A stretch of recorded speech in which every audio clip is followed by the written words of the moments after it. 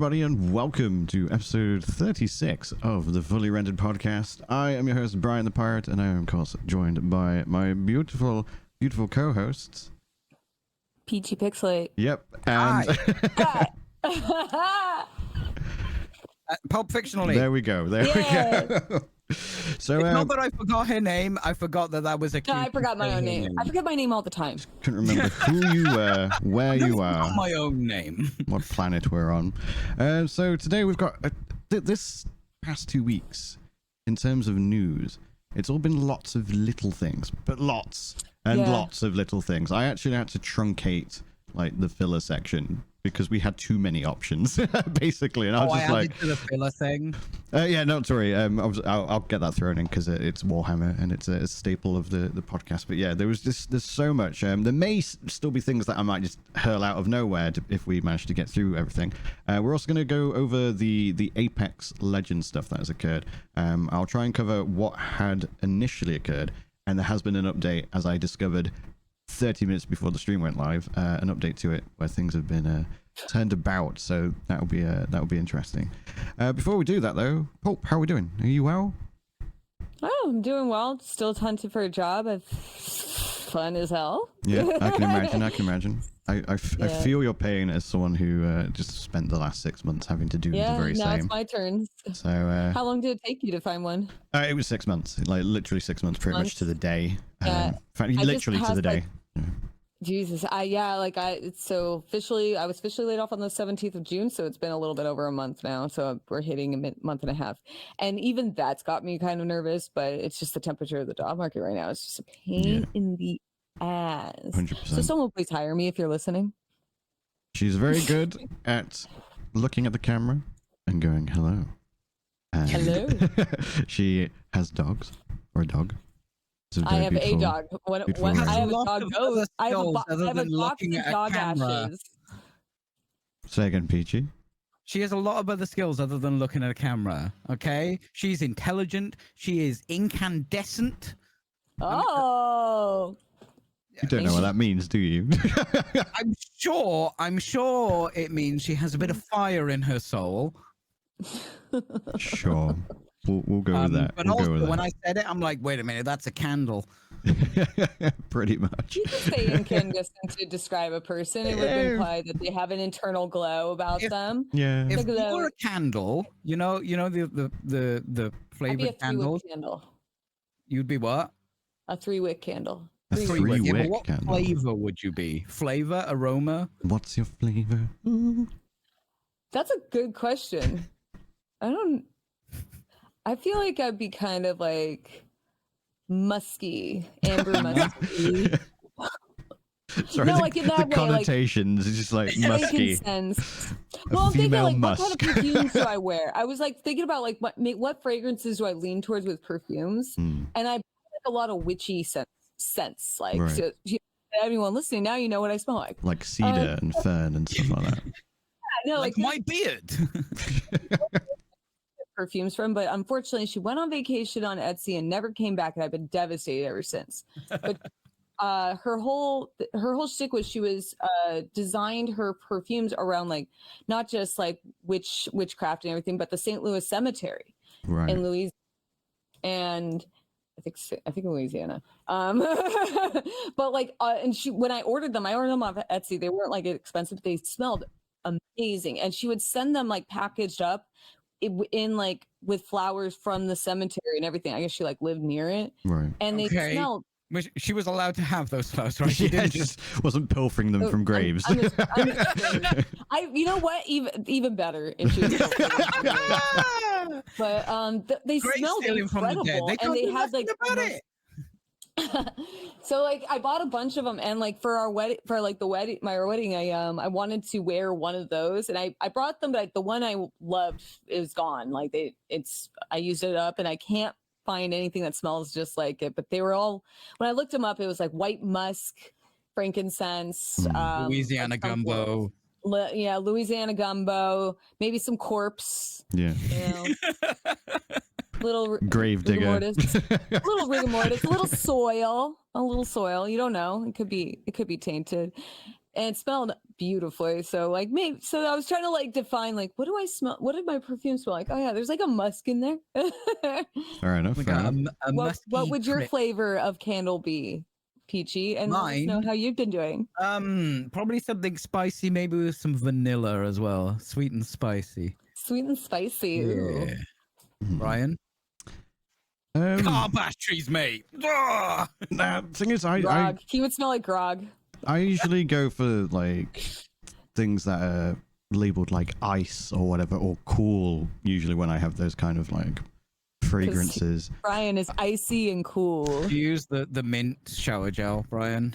Original source. I have He is on the original occasion. vanilla ice. I'm more of a fruity. Like a little present for your balls. It's unsettling. it's not a present. It feels like a presence. If anything, there's something there, and I don't want it to be. What is happening to my testicles? No. I have given it a ganders. Every man has given it a ganders. Every man has gone, I'm purchasing this at least once to see what occurs. And if you haven't, then you're in for a ride of some sort from a ghost. I don't know. Sounds It feels weird. There's this Bronner's, the Bronner's peppermint soap. It's the Castile soap. I think it's called Castile soap or something like that. And it's really, really intense. I bought it once, and it is. Don't use it anywhere near your booty hole. That's all you have to say about that. Right. Yeah. It's a similar Very situation. fresh. Similar situation with the original sauce. Like Grandpa Winter just blowing up there. Yeah, but when it comes to my shower stuff, I actually like fruity things, so I tend to go with like apple or like something like that's got quite a potent smell. So apple, strawberry. Yeah. Interesting. Citrus. Yeah. Yeah. Yeah, But I when like it comes to citrus. like aftershave, it's usually like ice cool or whatever, and I have no idea how to describe that smell, but they're always labeled in that type of like way. Yes. But yeah. No, wait, Gwyneth Paltrow. No. Vagina candle. No. That's what I smell like. No. I was waiting for someone to suggest it, and no. I forgot that it existed. No, her Goop company. Her company is so fucking. She is so called fucking Goop. weird. She's such a Goop in the peculiar Gap. person. She doesn't. It's weird though, in the sense that she doesn't look like the sort of person who would sell you a vagina candle. She doesn't. Gwyneth? She really doesn't. I'm not She sure what that person absolutely looks looks like the kind of woman who would. Really? She looks How like so? She does, because she does. Yeah, she that. does. She does. She is She's all setting about. the meta. Before then, that wasn't what you Yeah. picture, but now. True. She was memeing on everybody, and she had to make back the money for being sued for the vagina jade eggs. Yes, those as well. Those as well. Don't be putting minerals up there, bruh. Yep. It's a terrible it time. was just a call. That candle was a callback to that. Yeah. She Oh, just I would can't like to stay away say- from people's vaginas. Fantastic intro, everyone. I can't wait to do the thumbnail for this episode. Yes, I too cannot wait. It's gonna be. It's gonna be Me a neither. ride. But I am going to try and sneak a Paltrow candle on. just sneak it in, then we'll get like trademark disputed or some shit. We're like, we aren't selling them. Don't worry. You don't have to concern yourself with that. But let's jump into some games then. So the first topic on the agenda is one we can cover relatively quickly because it has since changed. But Apex Legends. It's a somewhat beloved game in the live service genre. It came out of nowhere way back in the day. It was shadow dropped. It was immediately jumped upon by everyone and their dog. And then they kind of developed their lore and stuff in a similar way that they did with Overwatch, where it wasn't just you pick a character, you play the game. People actually fell in love with the characters themselves, and they've always tried to expand upon them. And Respawn, as a whole, I think, is quite a well-liked company. Right. Then the player base were like, the Battle Pass could use some work. So Respawn responded, or probably more EA responded, and they went, "We've heard you. We've reworked the Battle Pass." Now, originally, We hear you. we hear you. So originally, the Battle Pass was your standard. I think it was like 100 or so levels, something like that. You could 110 levels, I believe it was. Yeah, 110 levels. And you could unlock currency in game through either missions, through the battle pass, through other things, and then you could buy the battle pass with that same in-game currency as well. So technically, you could avoid Okay. ever spending money. That was pretty nice, you know. That's not a bad deal. Yeah, so there was just little tweaks that people wanted, you know, maybe some There's a better big loot butt and stuff. coming. There is a huge butt coming, but the size of the planet. So EA was like, okay, we're gonna change it up. So they changed it up, and one of the ways they did it is they split it in two. So you've got a free one, and then the premium one, and they're literally about half of what you could get before. So I'll try and bring it up on screen so you can see it. They basically try to So do a graphic. while you're pulling that up, I was going to say because I was looking at the agenda, and this is something I just noticed because I was streaming a lot of Once Human, and I don't play a lot of live service games. So this was the first time I've ever seen where there was 2 tiers of a battle pass like that you had to purchase. Like not just like there's the basic one that the game had, the base one, and that was already available to all players, and then there was 2 other like tiers that you had to purchase. And through that, because I was streaming for the developers, like I got they sent me the battle pass for free, so I thank you. But when I was looking at before they sent it to me, I was like, Jesus, like fucking 2. I think one was like $30. Yeah, it's something we've seen in some games. I'm trying to remember like the first game that did it. It's not that new. It's been around about 5 or so years now. It has been predominantly in the shooter space, but yeah, there's usually a premium and then premium Uber or ultimate battle pass or something to that effect. Like before, I always felt like the only exposure I've ever had would be like one. Like there's always a free battle pass. Like that's the way they get you. Is they're like, oh, look at all the stuff that you're gonna get for free, and then, but then they have like it's tiered, like visibly tiered on the screen, and then it's like, but look at all the stuff you could have unlocked if you purchased the other one, which is pretty genius marketing in that aspect, because you kind of like you're showing what you're cashing in on the FOMO. Yeah, you're cashing in on FOMO, and so that's why a lot of people tend to buy them. But like I had never seen, but like I said, I'm not big on like live service. So like it was just like only recently I was like, oh, there's 2 different ones you could purchase. Yeah, I have opinions on battle passes for the record. So to somewhat bunny hop off that then, before we go full into what they actually did, when it comes to battle passes, this is gonna be a hot take. Battle passes are good when they're not timed.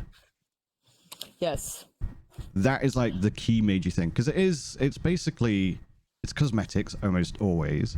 It's very rarely pay to win, and you usually get quite a bit for the amount of money, but the thing it hinges on is that you half the time don't finish it. You're literally paying for the opportunity to unlock gear, and then if you don't unlock it all in the designated time period, it's gone, it's puff. It's no longer there. So if you were just like, here's a battle pass, you get to keep it forever. I believe Halo did it, and they just stack. You could buy multiple.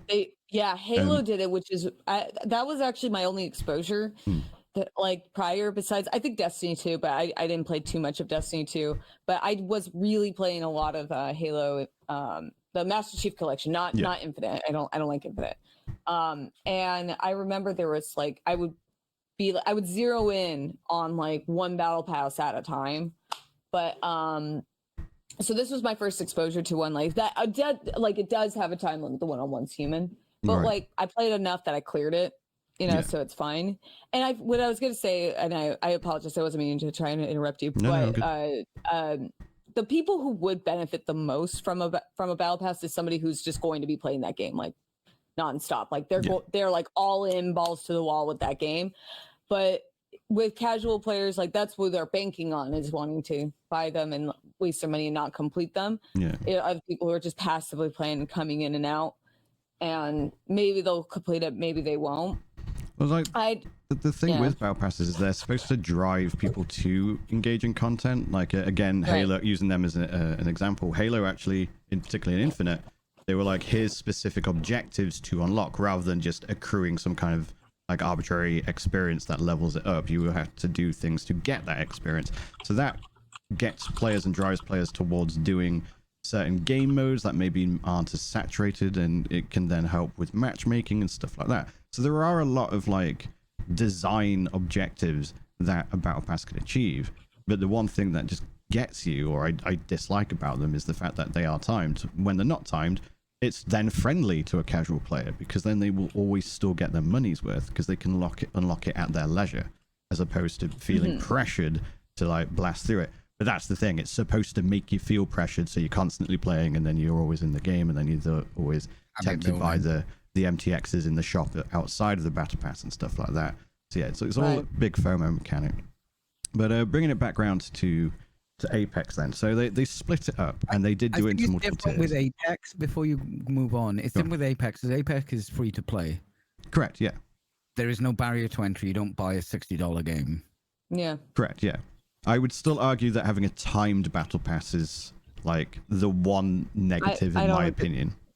Yeah, I mean, the one thing is like definitely a negative. I don't mind like a battle pass being paid for if the game is free. It's when the game is not free is that I have an issue with it. Yeah, battle passes on pay games can fuck off. Yeah, I agree. I'm 100% make a live service or don't. Yeah. Well, yeah, it's like it. Well, because the thing is, like, when it's a free game, it's like obviously the point of a free game is that your experience is going to be enhanced if you do purchase X, Y, or Z. Like, hey, here's all these other things, but we're going to give you all the tools that you could still enjoy it to an extent. And most people will be like, and I've always taken the attitude, like, if I'm going to play this enough, then I don't mind paying for something, you know. And I think that a lot of people can relate to that. But if I buy a game and then you give me immediately right off the bat DLC or like a battle pass, you could fuck right off. I have paid for some. Don't get me wrong. I paid for some, but I partake in battle passes, like, but paying for a live service, no, you can fuck off. Like buying a game and then like the game just seems to last and last, and then you're like, oh, okay, people like this. How do we make more? Then we'll think, how do we turn this into a live service? Like, Grand Theft Auto Online, right? Yeah. You bought the game, and then people are just playing it online. They're like, oh, there's people playing this. Now we can monetize this. Like that's fine, because you're then extending the life of the game. You're not selling someone like. Grand Theft Auto isn't a good reason, because I think it's free to play now with the online one, but like that's what you should do, right? If you have a game that is suddenly lasting 5 years or something, how do we extend this? Obviously they need to be paid to extend it. Then we can start bringing in those things, but you should probably go to the store and go, okay, this is free now. Or the multiplayer part is free. Which is essentially what buying with into Fortnite. a live service is disgusting, and it's just happening more and more and more and more until we're just like, oh yeah, I'll buy the new game. Yeah, it's a live service. Like we just accept it, and that's bullshit. Sorry, that was a long tangent. No, you got into tangentially somewhat off that. One of the things I cut from the filler was Concord. Concord had their open beta. Concord is a buy-in live service, 40 quid. They only hit about 2,000, 3,000 players concurrently in their free open beta. Yeah, but that was free. Well, that's what I'm saying. Like, in their free open beta. So the game's at its freest during this open beta, because there's no MTX or anything, and they only got about 3,000 concurrent. And now people are going to have to buy in $40 to play that game when it releases. Yeah, so they probably won't. That's not going to go very well, yeah. Considering Overwatch is getting, 40, 50k concurrence quite consistently, even with its poor reputation. Yeah. Who the fuck is playing that? It still has quite a dedicated player base. Lord. Yeah. Overwatch does pretty well. I mean, you enjoy. I'm playing fucking Hearthstone Battlegrounds non-stop at the moment, and I've gone through all the content and the battle pass and all that shit, and I do want more. But yeah, Overwatch is free. Overwatch strokes for different folks, bud. But yeah, coming back to the Apex one then. So they've split it up. So, and the way it, like, you get season? Yes, you get like half the battle pass every like 3 weeks or something stupid like that. It's really weird. It's like you get half of it. There's like free content, which gives you Apex coins still and stuff like that. The paid one, you can you could, as part of these changes, no longer buy it with the in-game currency. Now, when I first heard that, I was like, oh, good. They're getting rid of in-game currency. They're no longer obfuscating prices. No, the in-game currency still exists. You just can't unlock the premium battle pass for free anymore. And then they added the extra tier. And obviously, the premium tier is the same cost as what it was. And then there's an additional cost for the premium plus. So it got more expensive, split in half, and you can no longer buy it with in-game currency for free. Oh my god! Yeah. Ew! Yeah, so it got broken apart, increased in price, technically, if you wanted everything. This battle pass is good. Can we tweak something? Let's make it worse. Tweak some things, bitch. Yeah. Good? You want a good product? Fuck off. Yeah, and pay me. And the best part was just going like, you want something better? How about this? And good day. So the best part is, I haven't got the exact quote, but in the agenda, I wrote this for viewers at home. They've tried to imply the latter, which is that you can no longer buy it with in-game currency, and the change to only being able to purchase it with real currency is a cost-saving thing. And I put, these two things do not connect as the next bullet point. They think that because you no longer buy it with in-game currency, that's somehow going to make it cheaper, even though it's increased in price. They're alleging that it would... In this economy, man? Yeah, they're alleging that if they kept using in-game currency, the battle passes, the premium plus would have been more. And it's like, no. Why? No. There's no correlation there. That's not true. Whatsoever. Yes, they tried to spin that, and that's why I was saying it's more EA than Respawn. Listen, if you wanted to make a more expensive variation of a battle pass, go after it. People who like it enough, like people who are dedicated enough, will pay for it. Yeah. Like that, and that's with anything. Like you do it with Patreons, you do it with any kind of thing. You make the tier, someone will pay for it. Maybe not everyone. Just do that. But if you're going to try to correlate by saying we're taking away the free thing because in this economy it would actually be more expensive, it's like you can go fuck yourself. Yeah, and that's the thing as well. When it comes to like battle passes, MTX, etc., in terms of like those of us who are broadly against them, it is a losing fight. It's a lost cause, if anything. The vast majority of people will lay down their money. They do. It's why the market, the mobile market, is booming. But the people who are still on the fence, most of the time, it's because of the bullshit language they use, and they're like, "Oh yeah, it's because we were trying to save money by, charging you more by not using in-game currency." It's most like, people, just say you want more money. Yeah, no, it's seriously. I had more respect for them if they would just go like, you know what? We're tired of giving away free shit. We want more money. We want. All right, fair enough. Give me money. Hands out. Give me money. Yeah, and then people are like, all right, fine. Less backlash if a lot of companies were just a lot more transparent, or just don't lie. Just don't lie. Yeah. Say nothing.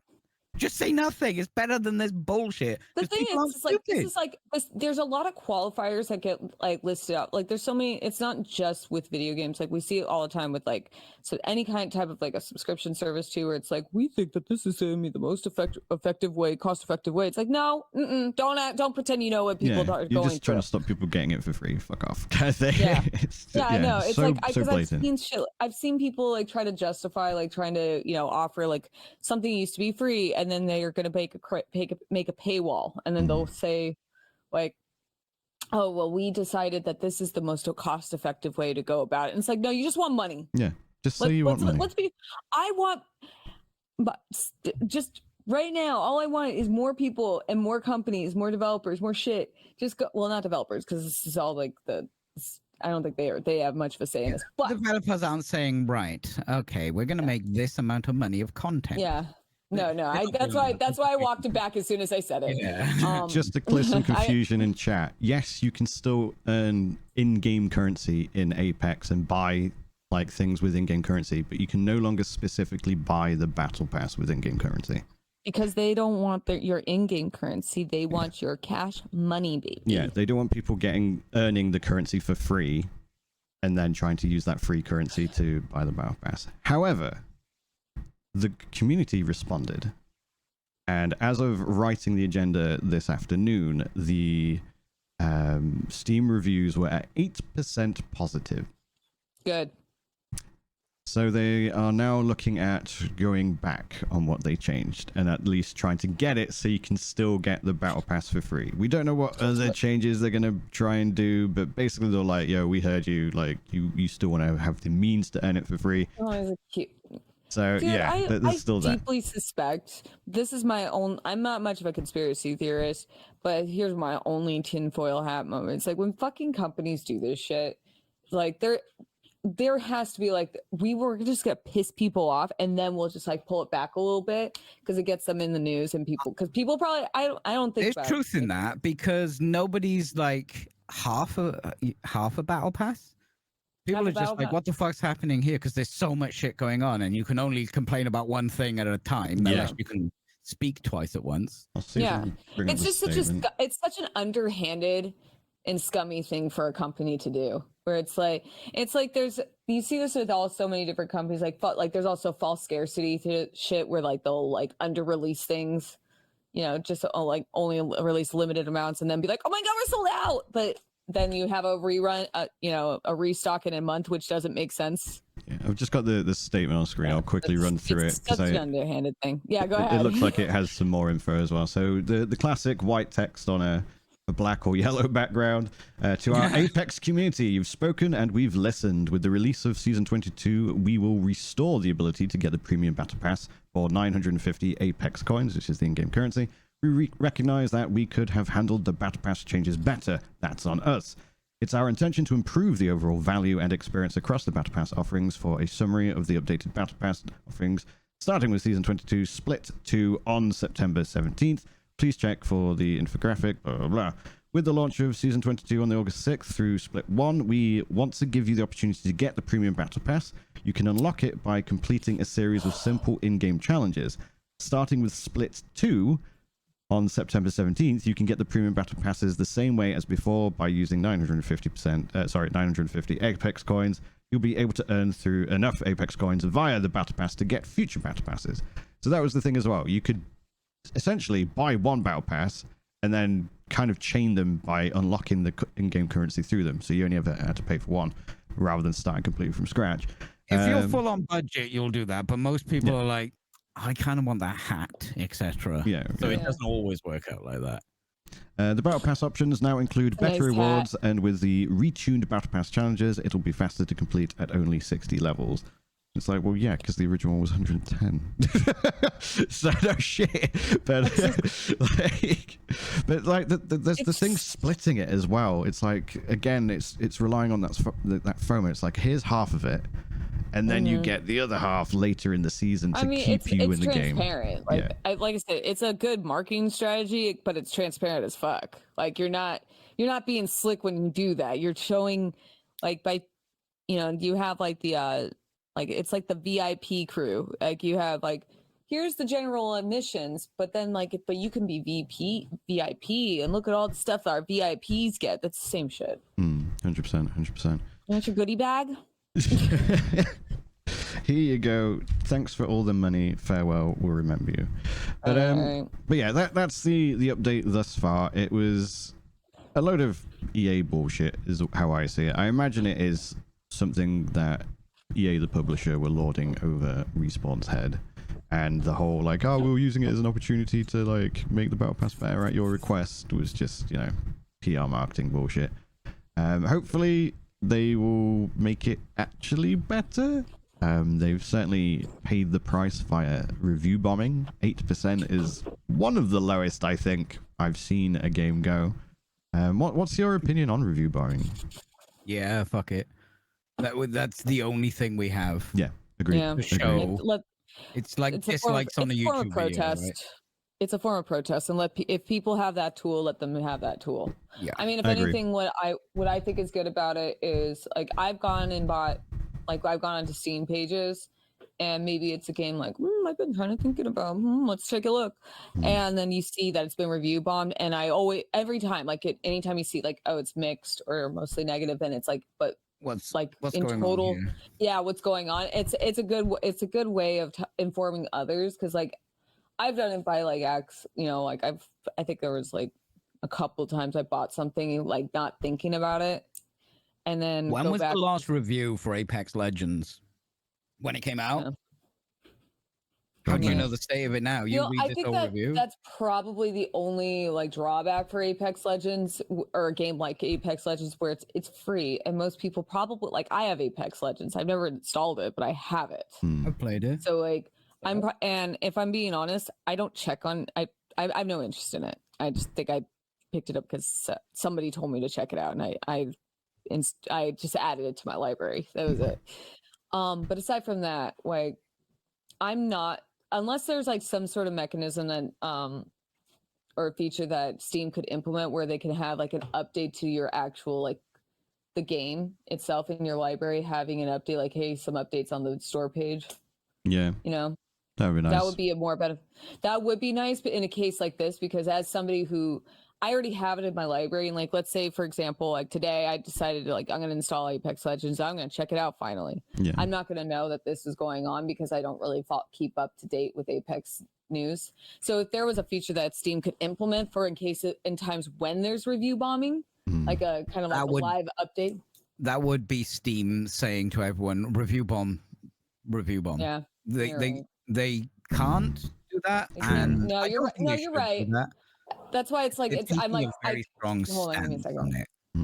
No, that's true. So no, I mean that's what like I can understand like the reason why that something like that wouldn't work. It would be a nice feature for like cases like that, but like obviously we're not. It's not plausible. We live in live services, and it's more of like in an ideal world. Games go out and they're going to have microtransactions in a store. They purposely do not put those in review copies. They don't do it. So they get their game reviewed, like, oh, this is awesome, this is good, blah blah blah blah blah. Nothing to say bad about this, and then it comes out, and then they just try and rip off people. Review bombing is the only way we have of keeping up to date. Yeah, I agree. 100%. Somebody new has just heard, oh, what's going on with Apex Legends, or they just hear about it, or someone's like, hey, you want to play Apex Legends? They go and check, and then they see this, and just rather than go to an old IGN post. That's why I said like the only issue with it, the only problem I see it with only in the case with something like Apex Legends, where a lot of people do it where they just add free games, like free big games into their library because it's free, and you just throw it in there. Like I have the finals, I have Apex Legends, I don't have Fortnite, but stuff like that, like you just do it. Like, hey, all my friends are playing this. You might add it to your library, and maybe one day I'll check it out. Right. So it's already present in your library, and in this case, but like if it's a game that you're going to purchase with cash money, you're more inclined, review bombing will be more visible to people who maybe like they've heard of the game and they're like, hey, maybe I'm going to check it out.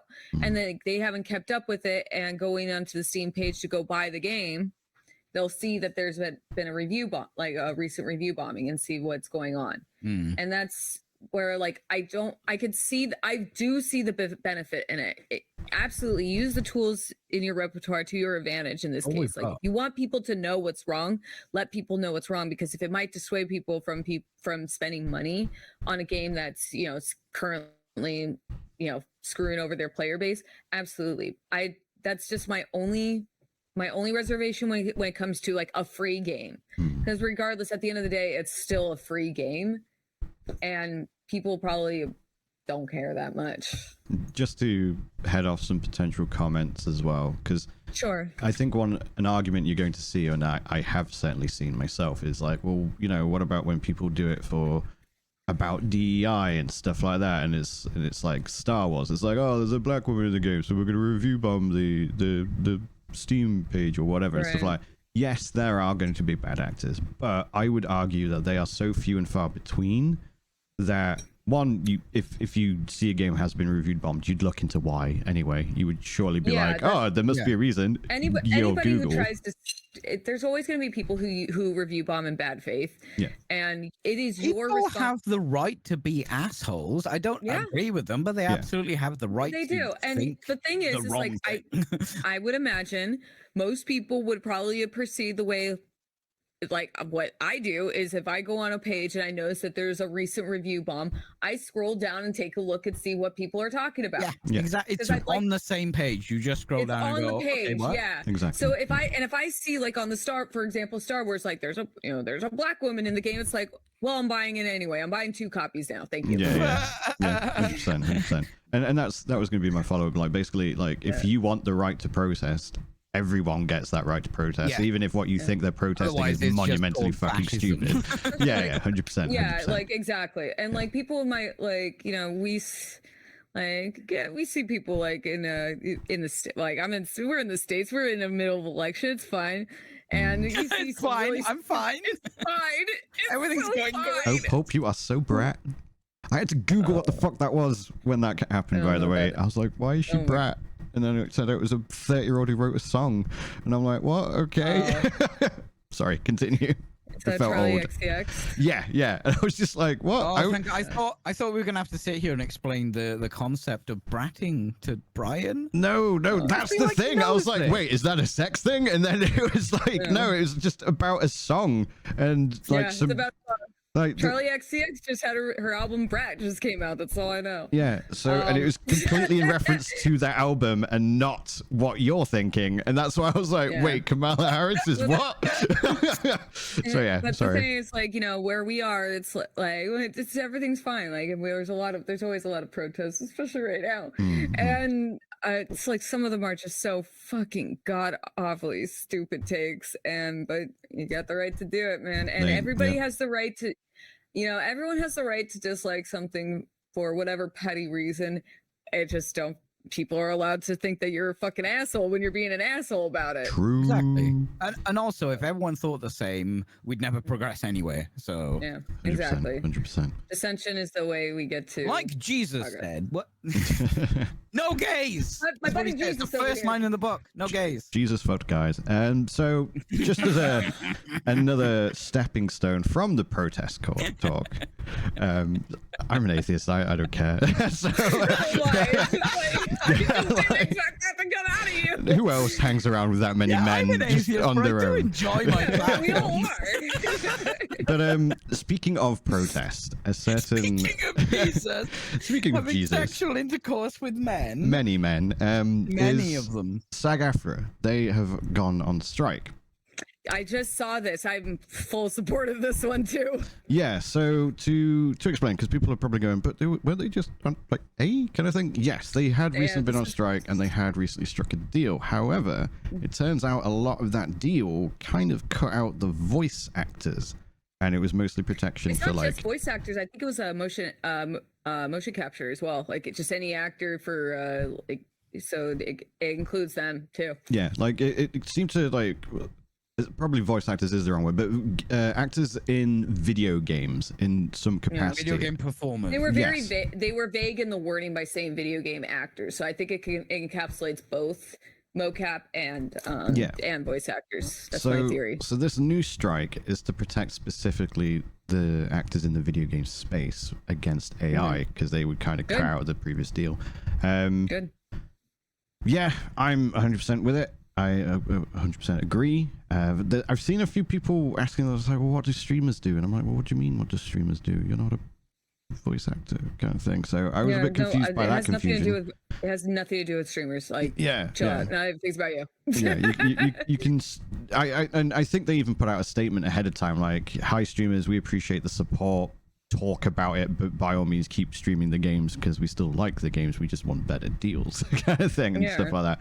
So if you are a streamer listening and you are for some peculiar reason confused, keep doing what you do, just talk about the protest and your support. You're still supporting the video game actors anyway if you're playing the games that they've taken part in. The only thing is, like, we're just trying to, I mean, it's very clearly just trying to protect them from having their likeness and voices being reused via AI software, which shouldn't be a thing. This isn't why we should have VA or AI. Sorry, God. One thing I think is also important to mention is not everyone is in SAG-AFTRA. Like, first of all, not everyone's American because that's specifically an American union, and secondly, there's like indie voice actors and such like that. So that, you know, the small fry. So if you do see people still getting that bag, do know that they can still argue for better contracts and stuff like that and still earn their income at the same time. And I say this as someone who, one, has done some voice acting, but also has many friends who are voice actors, and they're all, you know, freelance and stuff like that. And I don't want them going, oh, you know, attacked saying, oh, they're scabbing. And it's just like, no, they have a contract saying, like, I don't want AI to be abusive with my voice or whatever, and still, you know, support the strikes that are ongoing as well. So please be mindful of that, listeners. Yeah. Don't just attack random people if they're still doing their job. Do you have anything else to say about the protests, PG? I don't care about story in video games. Fair enough. No, okay. It's good. It's America. I'm glad y'all are starting to figure out that unions are actually good and for the people. Yes. I'm not only British, but I'm Welsh, and I'm also from South Wales. You'd have to explain that to an American Union what that means. City over here, okay? The person up there counting their money, burning $100 notes to keep their house heated, don't give a fuck about you. Why do you care what they think of unions? Unions are trying to care for you. Yeah. Unions are run by you.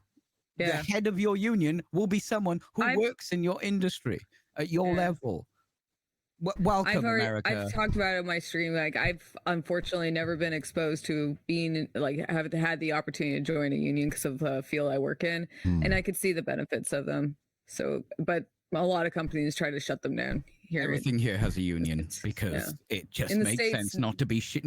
You're the little guy. They're the big guy. They can shit on you all they want. No, they can't because you got a union. Yeah. No, I mean, like what happened with some of my jobs, like it very much exemplifies why a union would be beneficial because I would have been a little bit more protected. Yeah. So I'm in full support of this. I have no issue with it. I really hope they strike a deal very soon because I think that the video game actors do need to be included in this and protected. Yeah, 100%. Skipping out like small indie places, the only people who don't benefit from unions are the 1%, and they can afford it. They don't. Yeah, the 1%. Well, they're the only ones who don't get better out of this. We're in the middle of an election year, and are you? I didn't know. God, my timeline. I thought it was Jova. It's terrifying right now. Stop talking. Like, the 1% tariff. Actually, can we talk about that picture of Trump? He looked okay. Don't get me wrong. Not into Trump, but that picture, he looked so fucking heroic that I looked at that and went, "Oh shit." Which picture? I have no idea which one. Yeah, I know what you're talking about. Have you not seen the photo where the Secret Service are trying to get him off stage and he's got blood on his face and he's like, oh, that one. I've only seen memes of that. Like every single picture I've seen is him with a fist and a cock in his hand or something like that, and it's just literally all been memed to death. I've not seen the original. There's people getting it tattooed on them. It is a banger of a photo. That's a good photo. I mean, whoever took that has just earned bank. Yeah. Yeah, no, I mean it's a great photo of him. Yeah. I'll give him that. Of unions, that's actually some of the filler subjects. So Bethesda have unionized, and it's wall to wall. It's not like just QA or anything like that. It's all of Bethesda, which I think is huge. And likewise, the Warcraft developers, and not all of Blizzard, but the entirety of like the Warcraft division, which I suppose you could class as its own studio under Blizzard.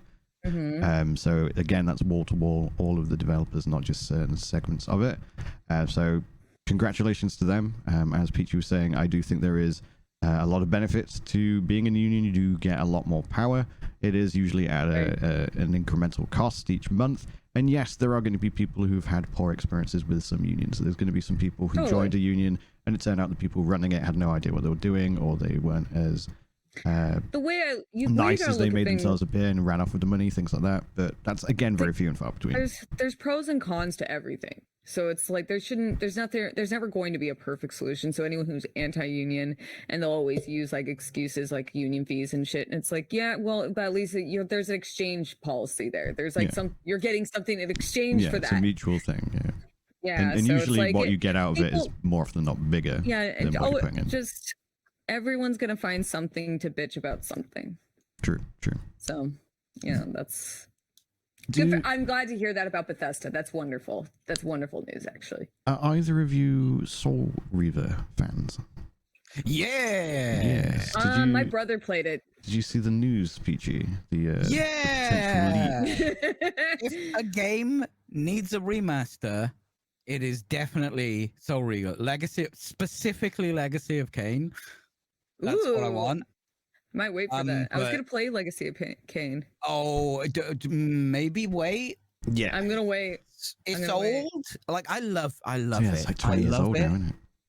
But oh my god, as your modern gamer sensibilities, it's old, but it's great.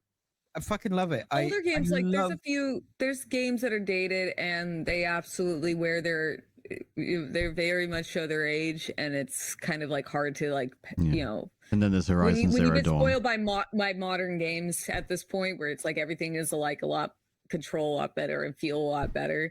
Yeah, with this one of the greatest games ever made, Deus Ex. Don't play that. Don't. It's difficult. I will play. Someone will be installing it now because I said the name. It's amazing. It's probably one of the greatest games ever made. But Deus Ex. Trying to play it now. Yes, the original Deus Ex. Yeah. It's really difficult, and Soul Reaver, like, you do it, but you need to have a lot of patience and understanding of how old that fucking game is. Yeah. True. No, I feel you. Are we talking PS2 generation? That was PS1. I think it's PS1. It was like very early 2000s, late 90s even.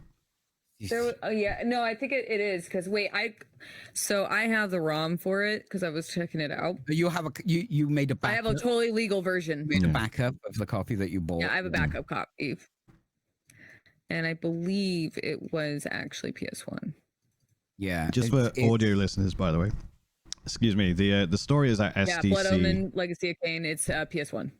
So at San Diego Comic-Con, what has been spotted is there were some figurines in a case, and they were labeled specifically Soul Reaver 1 and 2 Remastered.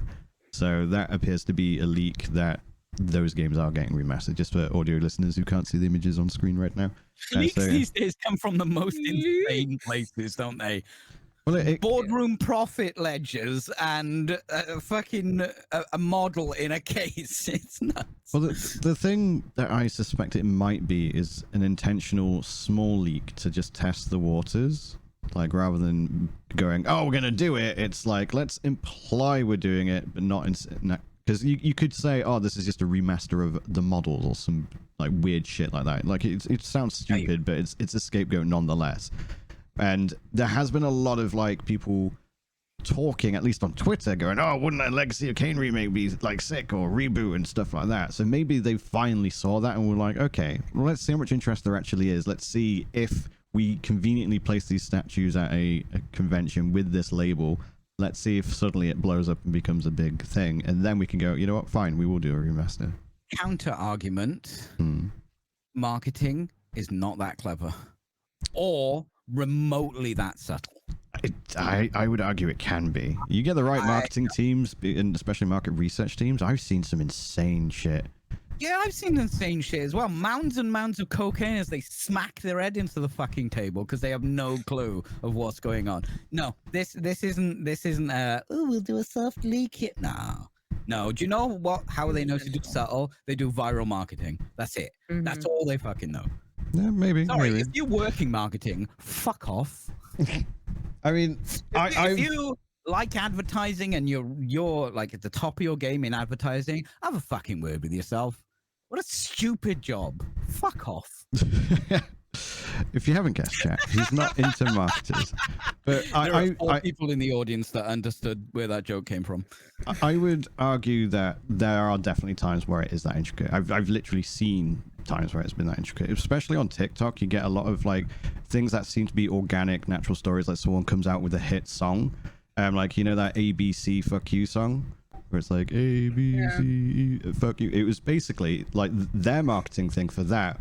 But someone was like, oh, I'm trying to write this song, and then a commenter, a supposedly random commenter, was like, oh, how about you do like the alphabet? And then they were like, oh, okay, I'll give that a go. And then they tried that, and that song went viral.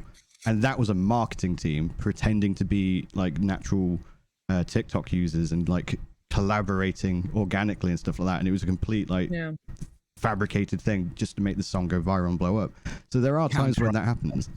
Marketing has just made the Hawk-Tur meme girl a TV series. Yeah, but the two things can exist at the same time. I was looking into her meme. It's not even a good meme. It's a very popular meme.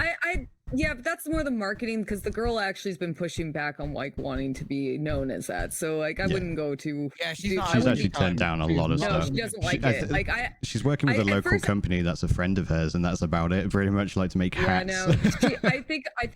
I think she's doing a really smart thing by getting some representation and capitalizing on it like as quick as the way she has, but she doesn't want to do that, and it's like she doesn't want to be known for that. So I gained a lot more respect for her than I in comparison to like when I first heard about that. Dog shit. No, the meme's stupid, and I think she acknowledges it. She was like drunk in it or something. Yeah. It's like, poor girl. Yeah. Like I thought it was funny, but I was a bit perplexed at how much it blew up. Like it was funny, like you're a funny girl kind of thing. It had no reason to blow up that much. It was kind of like a goofy little thing, but like, you know, we've all been like out and about drunk with our friends, and it's like, could you imagine like Rick, because she didn't leak it. It wasn't her. It was someone else's video, and they've tracked her down. And yeah, it's like, people were hunting her down day, as well. That was so weird and creepy. It's creepy. And it's like, just imagine being like 22, 23 years old, and someone like taking your like a drunk moment of yours, and it just blows up in virality. Yeah. It didn't, you know how memes are just utterly destroyed and made unfunny by TikTok repetition, reels and stuff. Yeah. Repetition. I didn't even get to that point. It just wasn't very good to begin with, so I don't understand why people outside of the blowing up try to capitalize on it.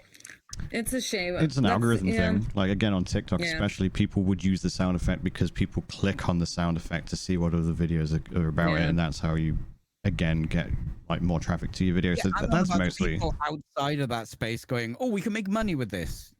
No, what?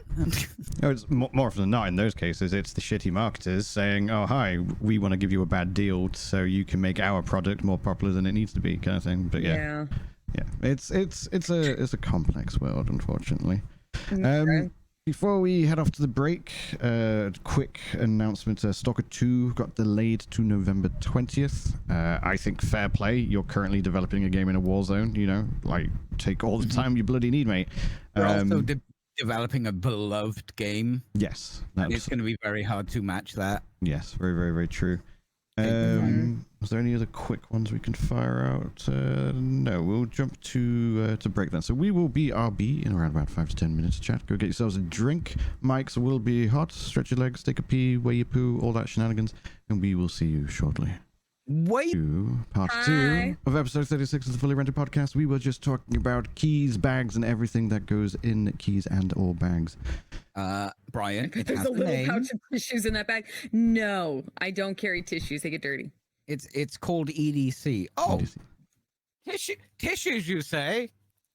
Let me just move the torch out the way, and my spare USB cable.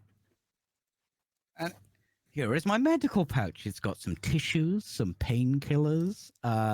It also has some poo thing. Peachy actually is more utility than I am. Like, I have EDC. I'm telling you, I'm so into it.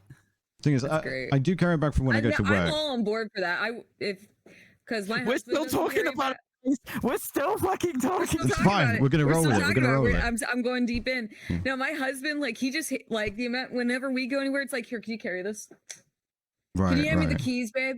Right. It's right. like, yeah. You become the mule. I'm the pack mule. You're the mule. Yeah. The thing is, the pack mule. If you're in one of those relationships and the woman doesn't bring their bag, can you put this in your pocket? Can you put this in your pocket? True. But my pockets are full. True. When they don't bring the bag, you become the mule. They don't want to carry the bag, which I understand. Yeah. I wear a lot of dresses, or my jeans have like the tiniest pockets ever. Like they can't even hold my phone.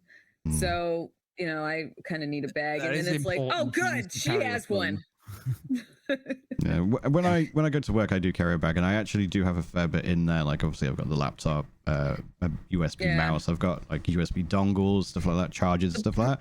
But otherwise, if I don't need the bag for a specific purpose, i.e. going to work with my laptop, I always try to have as little on me as possible because I just like the freedom of not. The one problem when you have a bag. The one problem when you have a bag is it's always like, and it's always a good idea to get like use smaller bags. That's why like I'm all for the satchel because what more room you have, the more like inclined you are to fill it up. It's just like an unconscious thing everyone does where it's like, oh, you got your sunglass case in there, you got your wallet in there, you got your keys, you got X, Y, and Z, and then then you start like picking up little knickknacks, like, oh, I got a pack of gum in there now. This thing will be useful. This thing will be useful. This will be useful. Everything is so useful. Pouch. You have to a little more conscientious. This. What can replace this and maybe another thing at once? Yeah, you're a lot more aware of like how much space, and you want to make use of that space in the most, or maximize what little space you have, which is a great way of going about things. Don't like I used to carry I bought like a computer. It was a computer bag. It was like a messenger bag, pretty large, and that thing was that bag is a downsized one. It would get so heavy because of all the shit I would put in it. And when I went to clean it out, I was like, dude, I don't even know why I have half this shit. You don't even need half of it as well. Yeah, you don't. But you don't realize it until I can't wait to do the thumbnail. What candle have you? Our everyday carry. Just a bag full of candles. And then really small, it just says video games. Perhaps this is something you can answer. Sometimes we talk about video games. Sometimes we talk about what flavor candle you are. Yeah, it's true. It's true. Can you eat candles, by the way? Do you think it tastes the same? You can eat anything once. You can. As long as you're determined enough, you can give it a go. But I'm actually going to use this opportunity to ask Porp something. Have you seen like the controversy of like backpacks versus tote bags? And like, no, it's like I do have an opinion though about backpacks, but I'd like to. So are you I have a controversial yet brave opinion. Are you controversial? Are you pro backpack or are you anti backpack in favor of a tote, for example? I have a mini backpack that I bought for concerts, but I'm actually pro fan. It's like about this big, but I'm pro fanny pack over backpack because I bought the backpack when I would go to like festivals like Ren Fair, or like I used to go to a lot of music festivals, and I started thinking it's so easy for someone to pickpocket a backpack, but a fanny pack, it's right in front of me. It is on my person. We don't call them fanny packs anymore. They're called sling bags. Because you sling them over. I put mine carabiners on the zips. Mine's on my fanny. Okay. She's an American for British viewers. She's an American. Please understand. I am an American. Different fanny. Just to be clear. When you go on a Tinder first date. But yeah, no, for that reason, I like that. I kind of become more I'm very aware of like people just being sketchy in general, and it's like it's so easy for someone to because the backpack I'm in reference to, like, it has like just a drawstring, then a flap that goes over. It's like, dude, pickpockets are insane, man. They're when they're good, they're good. They can go into anything, you won't know. Right, so like if it's something on your back, you're not gonna be able to see that. So that's my controversial yet brave opinion about backpacks is that they're too easy to steal. On my backpack, carabiners. That's the future, I'm telling you. But then people are gonna think you're a lesbian. An carabiner? Yeah. I also have a carabiner attached to my belt. Yep, you're a lesbian. I need to attach something. Haven't you heard? Only lesbians can have them. Apparently. Yeah. I hadn't heard that, but I'm breaking boundaries over here. He's just a male lesbian. I think Zoomers have discovered that. Well, lesbian Zoomers specifically have discovered that people use carabiners for more than just signaling that they're a lesbian. It's a very recent thing that's been going around. but as a climber, Brian, how does that make you feel? I know, it's just like you are aware people use these things to like, carry shit and hold shit up and not just signal that they eat taco, it's just like, come on. But it is what it is. But yeah, like apparently the backpack thing, like backpacks are apparently lame and totes are so much more cooler. So you should have a tote instead of a backpack. And I have both. They provide different services. No, because tote bags hurt my shoulder after a while. Yeah, I'd rather just have something comfortable around town. If you want to walk a long way, get a fucking backpack. Yeah. It's better for your back. Oh yeah, for sure. Because also, 100%. like, it's not because as somebody who was part of the one shoulder backpack strap when you were in high school, Yeah, it that was fucks a your bad choice. posture up so bad. That was a bad choice. You were don't- bullied if you it's a- didn't have it on one shoulder, and Yeah, now Yeah, you were. and now got bullied everyone for has it on two. But when it comes to when I buy like when I was saying about like having that that like computer bag that I bought, it was like a leather one, for that I was using for a purse. I got it because it's a crossbody, and it's a lot better than having it on one shoulder or holding it in your arm, because it's actually like when I stand up straight, my right shoulder goes down because of all the time I wore a backpack. It's of carrying all those books on one shoulder. Yeah. Yeah, backpacks are not lame, guys. They're really good for your back, For certain, and especially if you have like if you put the strap that's across the chest and the belly, you put that there for hiking. It's good for your back. Maximum support. Don't limit yourself to one bag. There are a lot of bags good out for there. you. Okay. I'm a huge advocate. I will first thing I notice if someone has poor posture. So do yourself a favor. It's like, you have a tote bag, don't you? Well, no, it's like postures, like people like you don't realize how like important that is to like 100%. Keep your shoulders back and stand up straight. Absolutely. Like people. Welcome to the aging part of the stream. If you're a Zoomer right now, don't worry about any of this. Don't worry about it. You'll learn about it. No, it's also I also have good posture because I'm short and I could use any extra inches I can. You gotta stand up straight. And Kevin comes on with the joke. No, okay. No. Now Kevin's 13 inches taller than me. He doesn't. Okay, that wasn't the joke I was talking about, but that's okay. Oh, shut up. We'll avoid that joke. But yeah, so how dare you? To continue with the fully bagged contest podcast rather. Bagged podcast. There's I'll talk some PoE because there's been a big change in the PoE. Yeah, you guys had a big new season, right? Yeah, so it's a new league. It started yesterday, and it's not just a regular league, it's an expansion league. So usually, like once a year, they'll do a league where they basically just add a fuckload of stuff to the game rather than just like a seasonal mechanic that can potentially come or stay in future seasons. And it's called the Settlers of Kalguur. Now, they've done a bunch of other things. They've done like a rework with the melee system and stuff like that. But what they've essentially added is a game within the game where you now have to make a town, and in that town, I'm listening. I told you. I was saying to Peachy pre-stream, I was going to tell him about PoE, and he's going to be like, "You what, mate?" But yeah, so you have to make a town, and you have to upgrade the functionality of the town. So you can make like a blacksmithing station, a farm. There's an engineering station. There's things like that. You then also acquire NPCs that you can have different skill levels, like they've got level 1 farming, 2, 3, 4, 5, 6, so on and so forth, and they will be better at farming your crops, sailing boats to acquire trade stuff, things like that.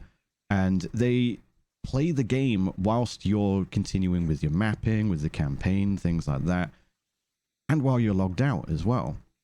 So for example, on screen at the moment, there's the shipping stuff. So you can go, okay, I want you to go to this destination that's really, really far away. The further it is, the better the rewards. Take these things that I've farmed, these minerals that I've mined via maps and things like that and through my NPCs. And then when you come back after the timer's done, it will just have rewards. And it could be in-game currency, random items, uniques, other things that can otherwise be found through drops by killing monsters normally. And you can do this and then log out, go to sleep, go to work, come back in and go, ooh, Christmas, and then click on the rewards button and find all the things that they've brought back on the boats. You can create map devices. Now in PoE, a map device is usually what you use to do the mapping section of the game, where you put a map into it and it gives you 6 portals to this location that you kill lots of monsters in. You can make map devices in your town, stack loads of maps that you have no intention of ever doing, and then hire adventurers and NPCs and skill them up and get them to do them for you whilst you're doing the ones you actually want to do. And again, whilst you're offline or at work or asleep and things like that. You get recombinators, which was a fan favorite from a previous league, which smashes 2 items together. So you can get one item that's got loads of stuff that you want, another one that's got loads of stuff you want, and then hope that you get the things you want from both. Because you can only have 6 modifiers on an item. to say there's like one with 4 modifiers on it and another with another 4, but there's like preferences. You smash them together and then you go, oh, I got the exact item I want. So that's like a fan favorite. That's come back and that's built into this new mechanic. You have to build that station up to be able to use it. There's so much. I'm trying to remember everything. I did a video about it. The system and focus on the management things too. Can I really go to town on that town management stuff? So yes and no. So you can skill all the. So the way it works is you get the inn first. You upgrade the inn. That will then allow you to have NPCs. You can then upgrade it. Every time you upgrade it, it allows you to have a bigger roster of NPCs, so you can dedicate more people to more tasks to make them faster at it. You can then upgrade the stations and things like that to acquire better skilled NPCs, and again, it will bring these timers down to a shorter duration. In order to do that, though, you need gold. So you do still need to play the main game, which is killing things. As long as you're killing things, you will get gold. So you can just play the game normally and not have to try hard and play sweaty. You could just do really easy maps or whatever. So as long as you've got some form of revenue to bring in gold, you then use that in-game gold to upgrade and pay. You have to pay wages as well. So you actually have to, because gold is used for multiple things now. They're using gold as both the mechanic and something to test with other features of the game. So for example, one of the cruxes of PoE is it's not very new player friendly, and if you screw up your build, you have to use something called an Orb of Regret, which gives you refund points on the passive tree to unspec out of things that you've allocated points to. You can now unspec with gold, so it's become a lot more accessible early game for newer players, because if they fuck up, it's a lot easier for them to undo their fuck up, because gold is relatively accessible just again by killing things in the first place. You can also use gold for the currency exchange. So in PoE, if you want to trade with someone, you would usually have to go to the PoE website, poe.sale, search what you want to look for, find listings made by other players, whisper that person, and wait for them to respond, and then be like, yeah, I'm going to invite you to a party and enact the trade, and you're both present, you both have to be online. They've introduced something that we knew was coming from for PoE 2 into PoE 1, and that's the currency exchange. So now you go, I want this currency or any kind of homogeneous stackable item. This is what I'm prepared to pay for it, another form of currency or stackable item. And if that order exists, it will just fulfill it. So it's instant trade. You don't even have to be online. You could again wake up to finding loads of your currency just suddenly sold that you listed for sale and vice versa. So it just eliminates like the whole dependency of players and having to wait for them to whisper you back or be there in the first place, things like that. So it's all instant, and it uses gold as a fee to mitigate botting, flipping, and stuff like that. So gold has been introduced in the game because it never existed before, and then they've given you the means to just farm it just by simply playing the game as normal. But you can also do this like city building mechanic as well, all at the same time, and it's funny because I in the video I made, if you want like a better low rundown of what's in the game, go check out my YouTube. But in that video I say, oh yeah, I was gonna skip PoE until PoE 2. I was gonna wait until probably November when the beta for PoE 2 comes out, and I'll focus on Diablo, Last Epoch, and all that. And then this reveal happened, and I was like, okay, then get your foot off my throat, you motherfuckers, kind of thing. Like they have got their hands around my neck. I cannot get away from this game. And just the small amount of time that I've had a day to play it thus far, and I'm going to be playing it immediately after the stream. And I'm so in because of this new mechanic. They've added so many quality of life features as well. Peachy, I really recommend you just give it another go. Just go in blind, get yourself a build guide just to follow, but like just check out the stuff you can do now. There's so many games within the game, and this is just one of them as well. There's loads of other stuff that's been added over the years since you've probably last played, but yeah, it's... Okay, now this is important. Go on. Considering the last game I was playing, which is a city builder. Yes. Which is called Fabledon. Can I date NPCs who run other towns? Unfortunately, there's no romancing. Okay, now how do I stop this download? Apologies. But there are like cool things like you can send the ship out to barter goods, and you like trading. Yeah, so like for example, you can see on the screen now, there's one place that's further out, and the further it is, the more likely you're going to get better goods. And they also have a request for specific goods. So if you meet their shipment order, you get a little bit of a bonus on what your potential reward is. But you could also just full send. You could be like, you know what, I'm going to send you everything I have to see what you come back with. And there's these red bars at the side of these like ships. You can eventually get more ships as well, and that's the level of risk. So to mitigate the level of risk, you upgrade your town to get better ship workers who have higher ranks, who will then protect the ship better and, you know, avoid pirates and stuff like that. And then you could come back with like 3 pages of rewards, including divination orbs, which are basically the equivalent of exalted orbs when you probably last played. So like the big end currency that like buys you the big gear. So like there's actually like, I don't want to say a 4x, but there's like a city building mechanic game in the game. That's what I'm saying. There's literally a game in the game, and it's fascinating. Like they've already done stuff like this before. They added a roguelite. They basically added Hades into the game, but without the story and lore, where there's like a no hit run mechanic where you just go into this thing where you can't technically die unless you've got a really bad build, but if you get hit you lose resolve, and it's all about not getting hit and not dying and trying to see how far you can get. The further you get, the better rewards. There's RNG and stuff like that. They previously did essentially, I think it's called Battle Chest, you know, like Teamfight Tactics. They basically added that into the game, but you were also one of the pieces. And that may come back at a later date. You also get notifications for when your ships are completed. So you could be continuing playing the game, fucking around, and then a notification like your ship's back, go check out your rewards and stuff like that. There's just so much cool shit that's been added. And it's fascinating. Especially in comparison, I was saying again this to Peachy earlier, that an hour before, Blizzard did their reveal for the Spiritborn. And they were like, oh yeah, we got the new class. It's the most unique class that we've ever made. Even though it's basically a monk, but in a different drip. And then they were talking about, like the lore and the concept art. And it was like a 45-minute reveal. And they probably only actually had like 5-10 minutes of gameplay, and everything else was stuff that most people don't really care about, unfortunately. And then an hour later, GGG are like, here's 45 minutes of blowing your cock off kind of thing. And it just basically blew them out of the water. But yeah, I'm extraordinarily stoked. I'm forever impressed with how GGG handle their game, both their game development and their live service. Because one, obviously, there is this small, teeny, tiny, admittedly pay-to-win mechanic, which is stash tabs. You do have to pay for stash space. That is the only pay-to-win in the game. And even then, you can still play the game relatively successfully for free without having to invest in stash space. But when it comes to the amount of content that they develop in the time that it takes to, well, for Blizzard to go, oh, here's a new really simple mode that's basically killing things. And it's like, oh, well, how's that different from the other thing where we kill lots of things? Oh, it's not that different. And then again, GGG are like, here's a full mini game in your game. You know, I mean, in the space of like, well, technically I would suppose 6 months, because they'll bunny hop from season to season.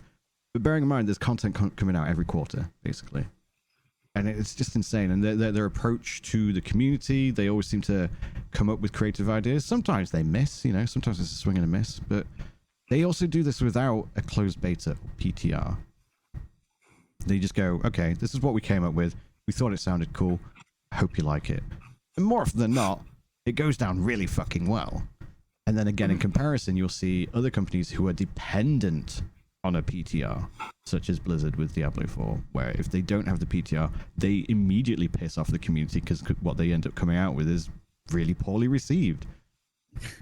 And it's just like, how is it that what started as an indie company have just mastered the live service model so well in comparison to the likes of, say, Blizzard? Like, say, Digital Extremes, Warframe. They started off as a little teeny tiny company, and now they are, again, like the king of the live service FPS space, essentially, aren't they? And their game has evolved, and likewise has games within games, and it's completely different from what it used to be. So how is it? It's always the indie companies that get it right, and yet the people who want to focus on it are the ones who fuck it up. It's probably got something to do with the fact they're just focusing on that. True. For sure. Yeah. But also they live and die on their audience enjoying the game and giving them money. Other larger studios well, just go, oh, that's making money. How do we replicate it? Like the higher ups don't care too much because they can just shutter a studio. True. Do you know what I mean? True. Like, it doesn't matter if they make the mistake or if the developer makes the mistake. It doesn't matter to them because they can go, okay, well, that's written off. We'll earn money here instead. So it's probably a bit of that mismanagement and the fact that these smaller, I mean, they're fucking huge now, but like these studios focus on this. They don't have to make anything else. They don't have to go to the whims of a CEO. It's like, can we monetize this? They're like, no, we make the game. We monetize it afterwards, right? And to be fair, I mean, I'm not actually as naive as I made that question sound, and that's not a reflection on your answer, by the way. That's more for listeners. Like, I'm just throwing discussion questions out there. I know one of the reasons that PoE is so good is because they play their game. The director, Mark Roberts, used to be a content creator. He then joined PoE as QA. He's now the game director. He lives and dies by the game. The reason the currency exchange exists is because he was trying to get what's known as a catalyst, which is a currency stackable item that improves quality on items. And he whispered 100 people and didn't get a response. He just wanted this item. He's like, fuck this. I'm going to make it instant. So they just added it because he actually plays the game. Not only do they play their own game, but they play other games in the space. Yeah. Corporate doesn't even know. They don't even play games at the top end of corporate, do they? 100%. They'll play the vertical slice to go, yeah, I like it. And then that's about it. Yeah.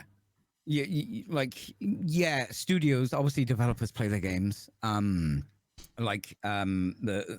producer, the game designer is playing the game, but anyone who's making the big decisions is not playing those games in giant corporate video game town.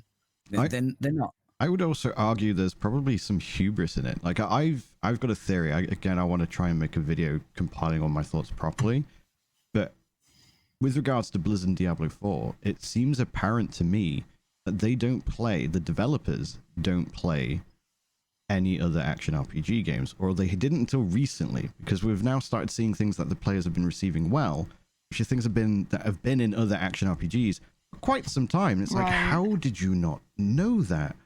And when I say I think it's hubris, I think, and this is not... We made the game. We know how to do this. We don't need feedback. Partially, we know what the right thing to do. More that it's, we're Blizzard and we made this. We're one of the biggest companies in the world. We can do that Blizzard magic kind of thing. So they just assumed that because they're Blizzard, they're infallible.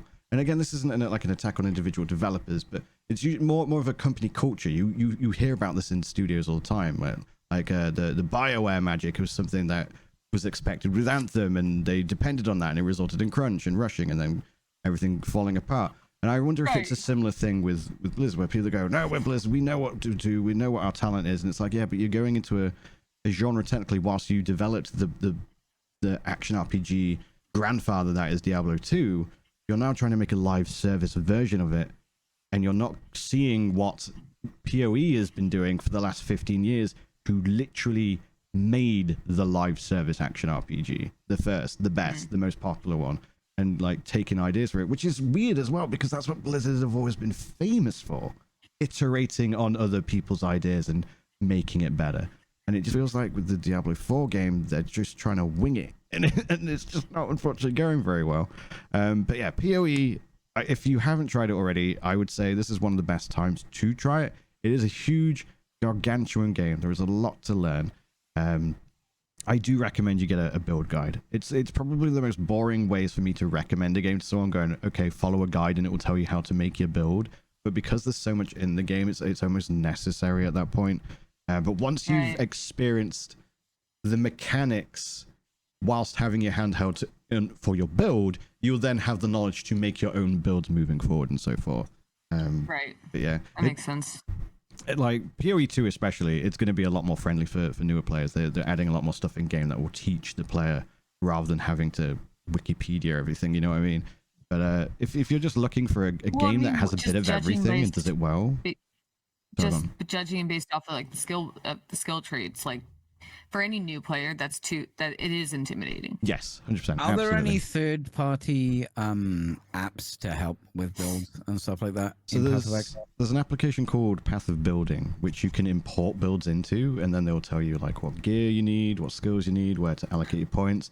It's basically a tool, and that tool is then dependent on the person who created the build. Like there's the creator Zizarin. I'm sure we're all familiar with him. He's a Twitch ambassador.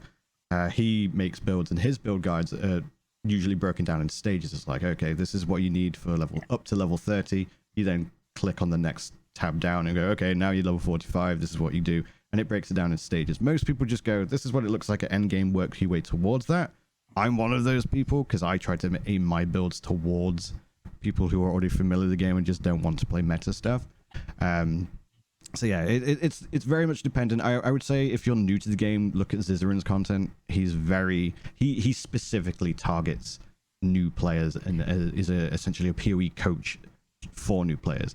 He's self-admitted that he's terrible at making his own builds, but he's very good at making like new starter builds that are easy to learn and play and get you into the game very quickly, and then educating the players and stuff like that. So his content is really, really good for that. And then once you become familiar with the game, branch out to other creators who do some of the more wilder shit and the more creative builds and stuff like that. Like when you build Tree Man and you can only kill things with a tree. Yes, 100%. Look at Brian's YouTube. Go over to Brian's YouTube right now, and I bet you can find Tree Man or Kool-Aid build. Tree Man, not quite. I definitely do try to do off-meta stuff. I do often try and go, okay, what's a skill that's underutilized and how can I make that cool? That's what gets my jollies off, you know what I mean? That's the thing I'm into. Whereas like a lot of other people are like, this is the best build in the game, and now that's why everyone is playing it. And it's like, I don't want to play the thing that everyone's playing. I want to be creative. Boy. It's like, yes, look, if you throw a banana at the mob, it will explode and decimate the planet. And who knew bananas could be such a weapon of mass destruction? but yeah, that's enough about PoE. Do you think you would check it out now that you've seen this Settlers of Kalguur like footage and what I've explained? Look in the group chat. Yeah, you should go look. There's a surprise for you. You're downloading it. Yeah, you did say you were downloading it. I didn't know if you were joking or being serious, but yeah, I do recommend checking out. It's definitely very, very fun. My hard drive space is not a joke, Brian. I have to manage that shit. I appreciate that you're taking up space. You wanted to talk about... I recently had to uninstall Baldur's Gate 3. Shocking. But now I need to install it again because the group we were playing with is ready to play again. Didn't they also just add a bunch of stuff recently? Aren't they doing a closed beta for some more quests? Again, it's like 170 fucking gig. Yeah. It do be big. You wanted to talk about some Warhammers. Oh my god, can we talk about Warhammer right now? Can we? All right, Pulp. The first image, okay?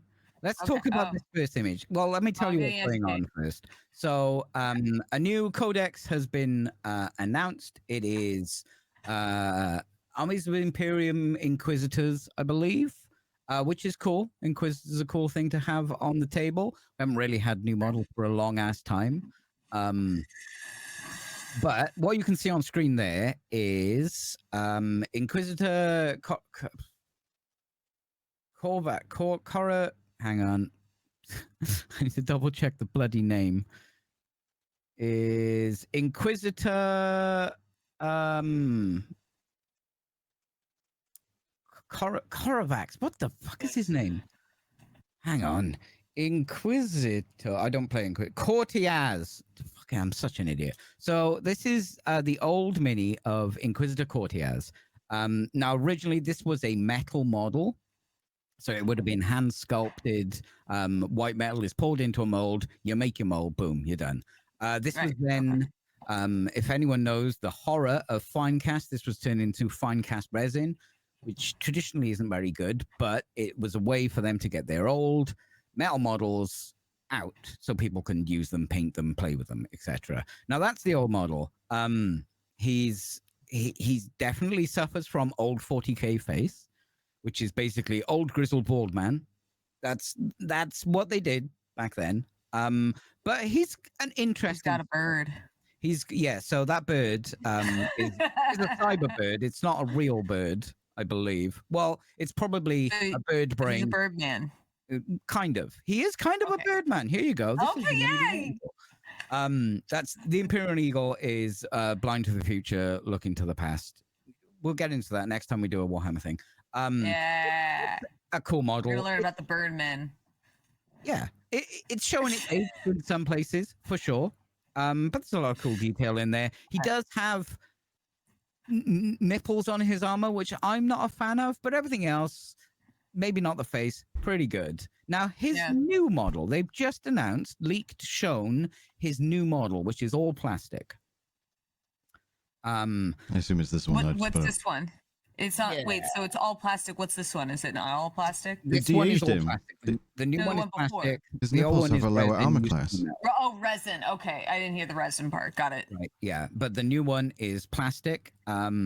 He's obviously got new rules because his bird is now separate, so you can probably do some stuff with his bird. Probably taking some cues from Kill Team where you can send it out to see things, get better rolls, etc. They have put him in what I can only describe as a grim dark adult diaper. Yeah, I can see that. Why have they right? So look at these two minis. One of these has a lot of character, and the other one, he looks like a Teletubby. What the hell is going on here? It does kind of look like he's been demoted, and he's got like less glamorous armor or some shit. Yeah, he's also gotten like 150 years younger. It's his poses. His nipples have a lower armor class. They're vulnerable. Yeah, right. Let me tell you what I like about this model. I actually like his single shoulder fur pelt thing. That's kind of cool. The oversized purity seals, make them normal, please. Terrible. The belt, I kind of like the belt. It's a bit big, but I like it. And no nipples. That's good. I also do like the shins. I like the thick, heavy set guy. That's kind of cool. But he doesn't have his I guess his hammer looks as cool. But where's his dick towel? Why does he look like a late 90s wrestler belt thing going on in the middle? Where's his chain belt? Why doesn't he have those wraps around his leg with that visual interest? There's no dick towel. Even his cloak looks worse. I don't understand who made this and went, this is finished. It looks like they've tried to go with a bit of minimalism. They're like, oh, he's got different tastes now. He's now into techwear. But look at his mostly the problem is his midriff. Yeah, he's a big, thick, chunky boy. I don't really have a problem with that. But it looks so stupid. This belt thing he's got going on, which his old miniature has, but it looks so goofy in the new one. Why didn't they just update this old model, give him a new head that looks like a real person? Yeah, sure, change the fur on his shoulder. That's kind of badass. Remove the nipples, absolutely here for that. Make him a bit thicker, but good lord, he looks so fucking stupid. And he looks goofy without character. Now, a lot of old Warhammer miniatures look goofy, but they've got just bags of character. They're goofy, but oh, that is fun. This is just goofy. There's no fun. And his bird's no longer an American bald eagle. Well, that's just the paint job. You can still paint him like a bald eagle if you want. That's just they don't come painted. You have to paint them. Yeah. You know, his pose isn't going to be as cool because he's not holding the bird. But what's his other arm doing? I'm just not impressed with this mini, and it is very rarely that Games Workshop miss for me. Yeah, they make minis that I'm like, that's not for me. I was joking about the bald eagle thing, but it does look like it's a falcon rather than an eagle. Like, I do think they have downgraded it. Well, I don't think so, because so the logo of the Imperium is a two-headed bald eagle. Right. Oh. A bit different. Yeah, in the miniature, it looks like a falcon. Yeah, like a kestrel in comparison. I haven't seen close-ups of the bird. It's cool that the bird is separate, for sure. But it's just the middle. Just change the middle, Games Workshop. I don't, Yeah, they rarely miss for me. I'm like, oh, that's a cool model. Like, oh, I'm not interested in this army, but I kind of want to paint that, or vice versa. Or this just isn't for me. But this is bad design. I don't know how this got out the door. There's good ideas here, but they misfired. They misfired. I don't. Yeah. Yeah, there you go. There's your Warhammer. There's me complaining about plastic toy soldiers that I will never buy. I never bought the old one because it's Finecast, and I just do not fuck with Finecast. And if you do, go paint the old one. It just looks cooler. Apparently, there's a missing dick towel. There is a missing dick towel. Like the original has the dick towel. I believe they're called tabards, but we're going to call them dick towels. He doesn't have it. If you put a dick towel and cover up this middle bit with it, maybe. Oh yeah, there's a dick towel. Sort out his pose a bit. There's some good stuff here, but just overall, what have you done? It does seem like it's a significant reduction in detail. Like, yeah. Joking about nipples aside, there's like the bolts in the armor kind of thing where the plates are bolted on, as it were. The ripples in the like mail underneath it. There's so many more chains and stuff like that. The bandages around the legs, and then it's just like, nope, here's some plate, and that's it. He's significant reduction in detail. This is the Grand Inquisitor. This is supposed to be a big boy, like got a lot of power, can do a lot of shit. He's wearing power armor, and he's a human, which is mental, by the way. If you don't know, it's mental because most power armor needs to be literally plugged into you. And humans don't have the bits to be plugged into. Astartes do, and yeah, Pulp knows all about that. But he just looks so boring. Like the old model is too old. It is. You put it on a board next to everything, and he looks small and silly. Right. Does I don't know. Just maybe get your stretch tool in ZBrush and just make it a bit bigger because you kind of missed. That's fair. Oh, was there anything you wanted to cover today, by the way? No, in terms of, like, good. Have you been playing? Obviously, you've been playing a lot of Once Human. Are there any other games you've dabbled with, or? I'm back. You know what? I went back to Dark Souls 2 just the other day. Oh, okay. How's that going? It's good. It's How's the lock on? You know, huh? How's the lock on in Dark Souls 2? God, it's awful. Oh my god. Some of the jank, you know, it's like, it's funny because I want to start playing Bloodborne again. I'm just waiting for somebody to finish up the Elden Ring DLC in my stream. But I've been wanting to go back to Bloodborne because that was what got me into the Souls game to begin with.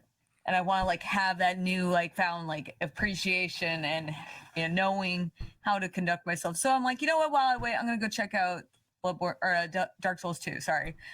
And you know, now that I'm doing it, like going through solo, I'm learning a lot about why so many people can definitely look at it as the black sheep of the series, because I hate that Estus Flask so fucking much. Right.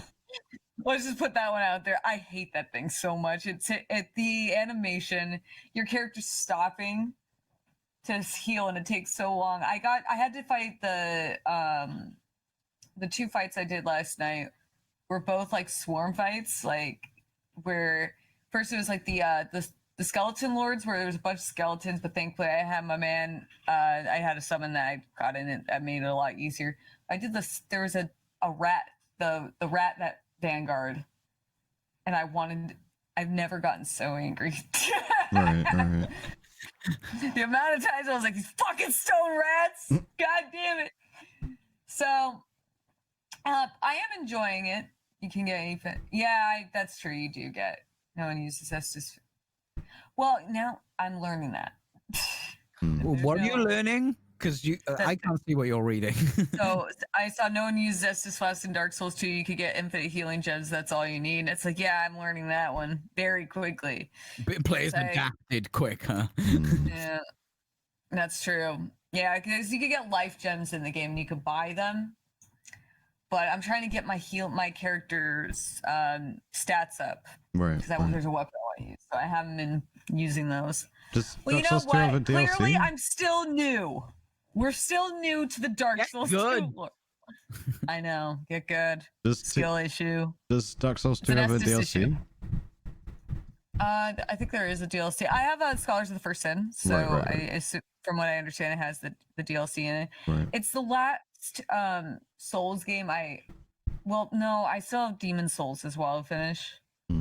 I got stuck on the boss, so it was like it was a player boss that I was just struggling a lot. That game's I gotta work on that one too. Right. But I'm almost I'm getting through the series. Yeah, that's good. Yeah. I never played the first two games or Demon Souls. I've only played Bloodborne, Dark Souls 3, and Elden Ring. It's funny like going back to them because like I went and beat Dark Souls 1 right after the remaster or the remaster, yeah. After I beat Elden Ring, this was right before the DLC came out. I went back into playing through the series in preparation for the DLC, and it feels like it's the same as playing Mass Effect 3 to Mass Effect 1 and just going back to Mass Effect 1. It's like, so much better. You preferred it. Huh?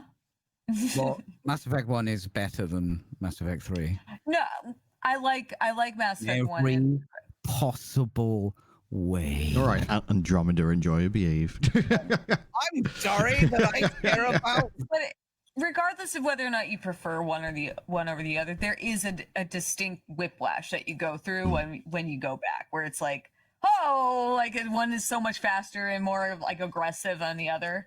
And going from Elden Ring, taking away my jump button, right?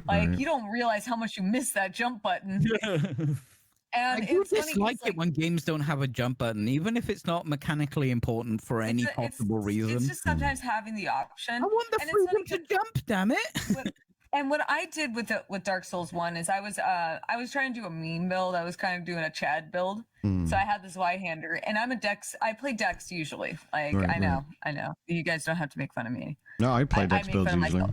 I usually play Dex builds. No idea what you're fucking talking about. Fast builds instead of slow two-handed builds. I don't like strength. I get bored easily when I play games, so I like to move around a lot. So that's why Bloodborne was so appealing to me. It's like having to dodge and no shields, and I hate shields. I don't like parrying, and I don't like magic. I like moving around and like to be like, you can't hit me. So I like slowly trudging towards an enemy thinking I'm a big beefy boy and now two big beefy men are going to start slapping some meat. Right. I'm all about the meat in those games. Oh yes. And if it means I need a shield, sure, but I prefer like a two-handed axe. Well, I had to use a shield in the DLC a lot for the final boss. Like I had to pull out a shield for it. But so I went in and I went back to my Dark Souls character and I was like, oh my God, what have I done? Why was I doing this Y-hander? What have I done? So by the end of the game, I beat it. My character was completely naked, where using just a halberd, and so I could light roll. And I had the little acrobatic ring, and I'm just like, it's so much nicer. It is. No, I agree. It's like you feel like you get bored, right? Like you just don't want to. I don't want to just like hang back and cast spells. I want to like I'm an active participant. Well, I tend to play lots of different builds in different games. Like in PoE, I will play pretty much every weapon, every build at every point. But in the Souls games, I do tend to stick to the fast stuff because I just prefer the whole like if you don't get hit, you don't take damage. I don't need defense. Yeah. And obviously there was that time that I showed the footage of where I was doing No Rest of the Wicked. That came about because I actually intended on recording footage for a video to show off two-handed weapons. And then I was like, oh, I can't like get used to using a two-handed weapon after using daggers for so long. And then I just thought, oh, all this heavy armor is so slow in comparison as well. Like it's such a fundamental shift that I ended up kicking his ass naked because I was struggling with all the armor and the heavy weapon. So it's like, what the hell? Well, it's like, okay, like, so it's funny because like what obviously kind of got me like prepared for like the Souls kind of experience was like, I really liked Zelda growing up, and Ocarina, a good example, like, or like I guess like foundation for like why I go for more dex builds and like faster and faster is like when I was playing Ocarina of Time, when I was a little kid, I used to purposely remove my shield. Like when you're a kid, you could go into the the second dungeon, and you can have a fire bat burn it off. And I flat out refused to use the shield. I just didn't like it. I think it was like more of an aesthetic thing. I thought it made him look too bulky. And to get around not having a shield because you can't dodge or you can't block anymore, I started using like the Deku nuts, and like you use the boomerang a lot more. You use the slingshot a lot more, and I felt more like an active participant in the game, and it kind of it helped with your reflexes a lot more. So it was just kind of like how I went about like even Zelda games. Like I don't like just being like, my shield's up. So when it comes to like games like the Souls game, like just Dex just feels more natural. Yeah. And so right now with Dark Souls 2, I'm still trying to figure out like my builds. I'm using the Falchion. Right. And it's fine. It's very okay. I just think the problem with going back to what we were talking about, the jank, and I understand not using the Destus flasks, but I still do because I like to make my life harder. But with just sometimes like I'll like point like some of the things I've noticed with it is like, and maybe I would love to hear what other people view as the jank besides like the fall damage, is like the enemy recovery speed is so much faster than mine. And it's irritating. It's so irritating, but I am enjoying it. There's a lot of like charm to the jank, and I feel that way about I felt that way about the first Dark Souls, and even Dark Souls. Well, Dark Souls 3 it's definitely more modernized. It's just there's something when I'm playing older games, and we were talking about like Soul Reaver and everything. There's sometimes so much charm to these older games where it's like of course they're not not the best mechanically, but at the time. Yeah, they were when that came treading new ground at the time, and that's why they aged because they're doing a new thing. Well, okay, Soul Reaver not the best example. Well, it's not just, and I'm not even like putting like graphics aside, but it's like think about like when you were playing like Mario 64, like how bad crazy. The camera is because you can't control it. See, the same with Ocarina of Time, because I played a couple like pretty recently with the virtual. I started playing on my Switch recently, actually. Yeah, and isn't it terrible? I want to look this way, game. What the hell? Yeah, and like the Z targeting is awful. One big thing for DS2 is always level up. Yeah, that I got right away. To the adaptability in Dark Souls 2, you have to level up to adaptability, otherwise your iframes are fucked. Right. Which is completely unique. The good thing was I started playing the game with my husband and his friend, so like because they both love that game. So I kind of got pre-exposed to like learning about adaptability, leveling up to 24 early on. So right now my character is pretty like, I feel they're a little too. I can't use a lot of weapons. I'm getting like the boss weapons because I didn't focus on like my dex or anything. I think because I put all my points in that at level 60. So, meh. Yeah. But I've been enjoying it, and I will be checking out the new because Once Human's been adding new content at every week. So I'm going to be checking that back out that Monday. But I'm definitely getting more back into like playing Souls game. I really want to play Bloodborne again.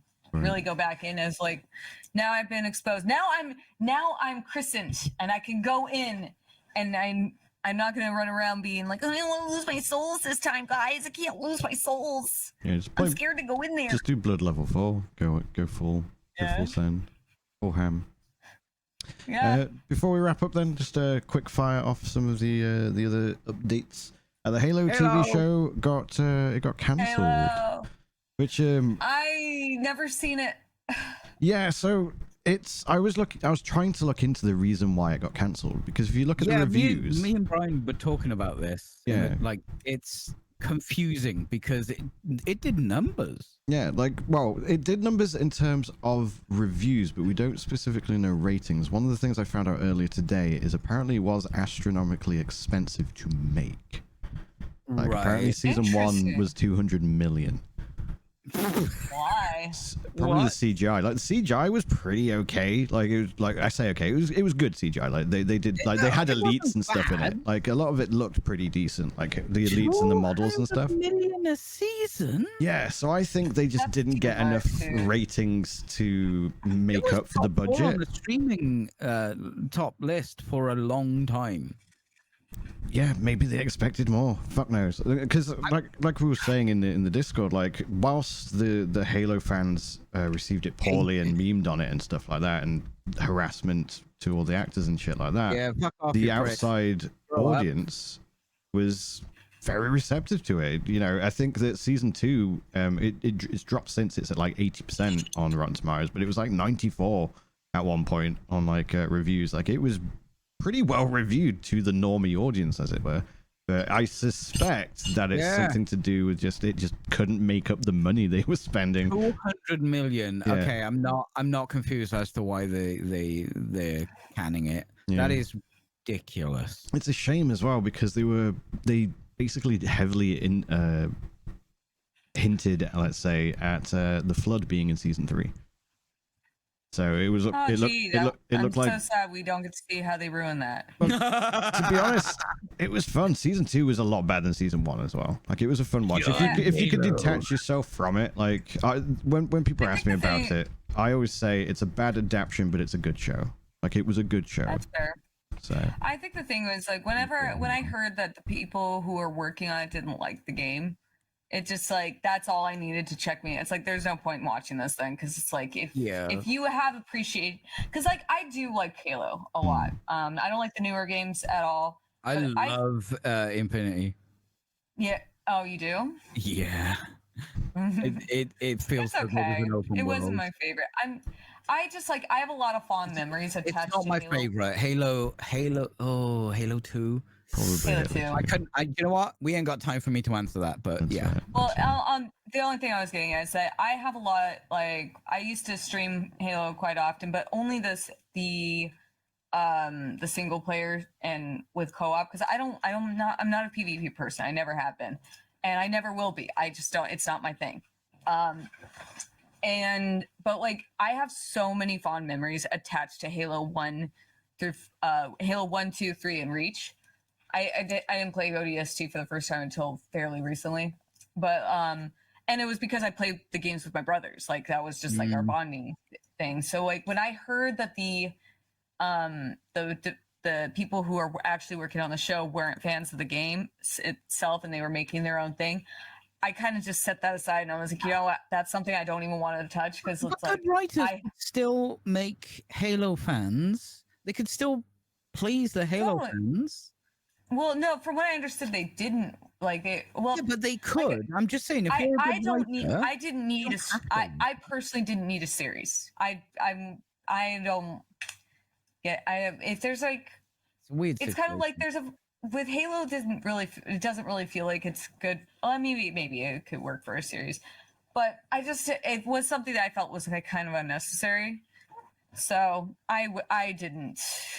There's some janky writing in the Halo games, like some janky. No, I'm not saying there's great writing at all. Well, I don't know. 200 million though, even if they got Halo fans on side, is it going to make that? No, doubtful.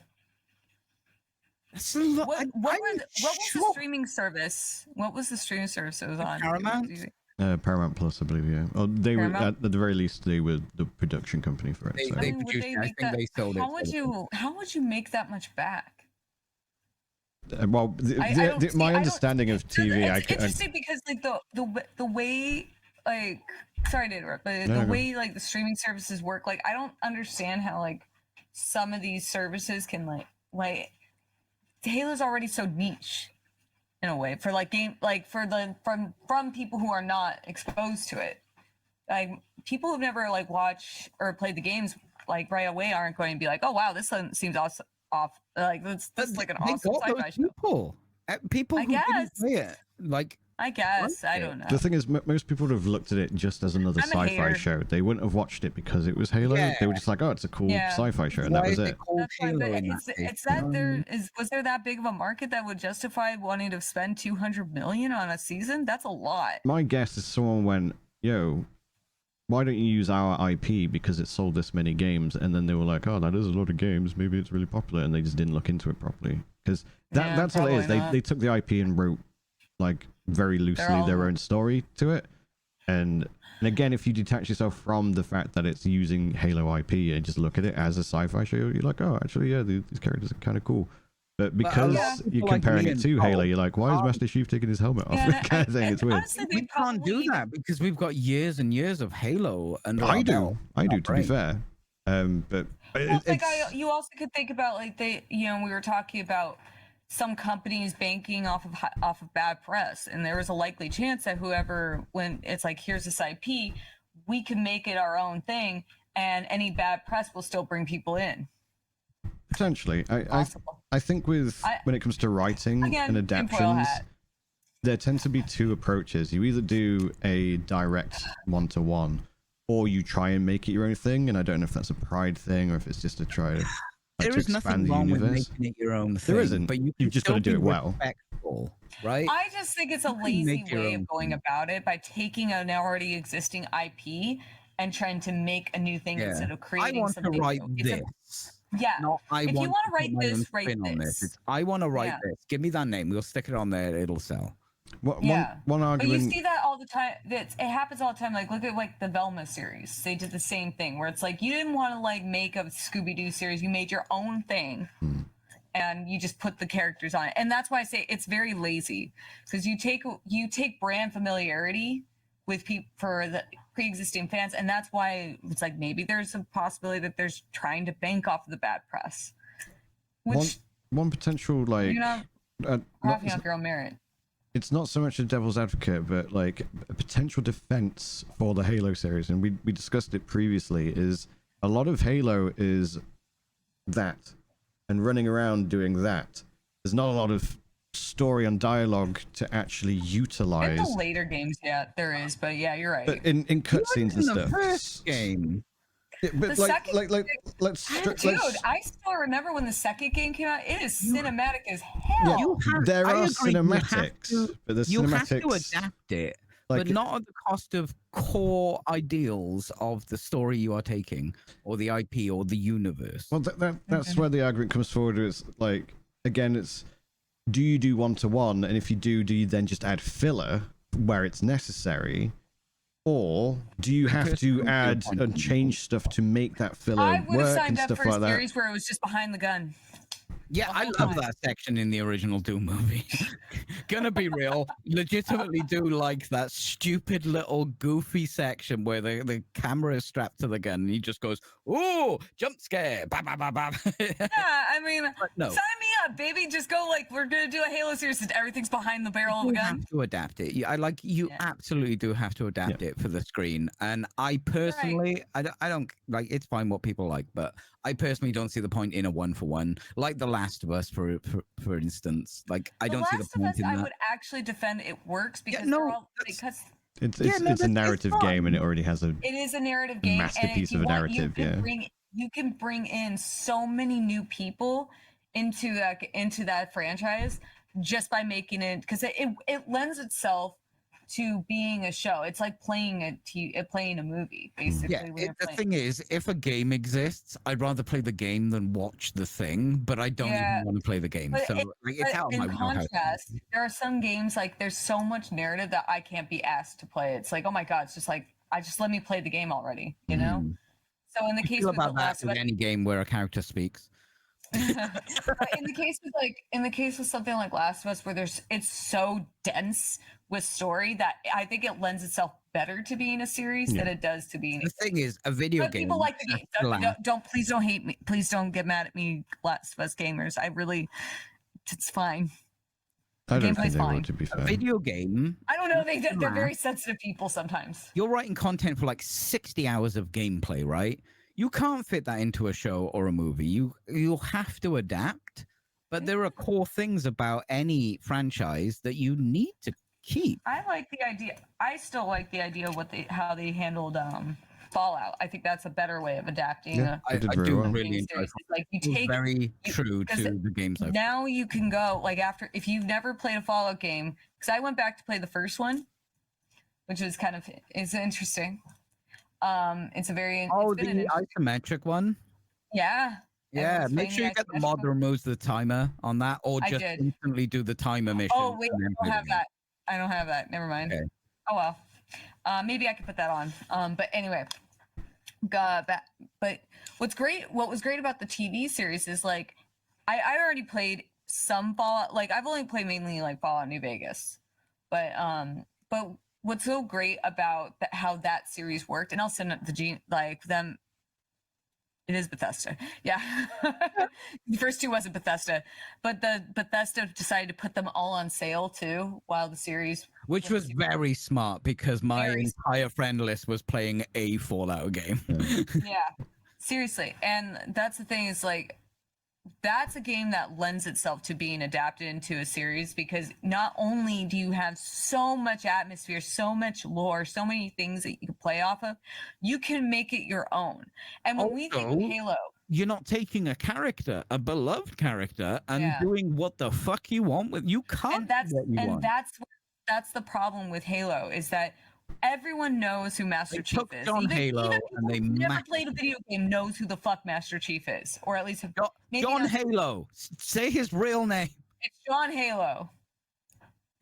But the thing is that if you have a beloved character, and you like, it's kind of like I know that there's a discussion of like a Legend of Zelda movie or something. It's like this character that doesn't really have, they are an active role, but like we have like you make up your characterization in a way. Link each time, but it's a different link each time. But Master Chief. Yeah, no, I understand that. If they make their own, they make their own. That works fine, and that's the same with Mario, the Mario movie too. But like but there is only one timeline that John Halo exists, you know. So it's when you start screwing with the characterization like that, people are going to get upset. That's just naturally what happens. And you know, if you look at it as a standalone sci-fi show without the IP attached, that's fine. But like I said, I feel that's very lazy to just take on an IP and just inject your own story into it, and then it's just like at the risk of. But that's not why it failed, is it? Like this is. No, I don't know why it failed. That's the thing. So I'm just like I said, I'm a hater. I'm a proud and out hater.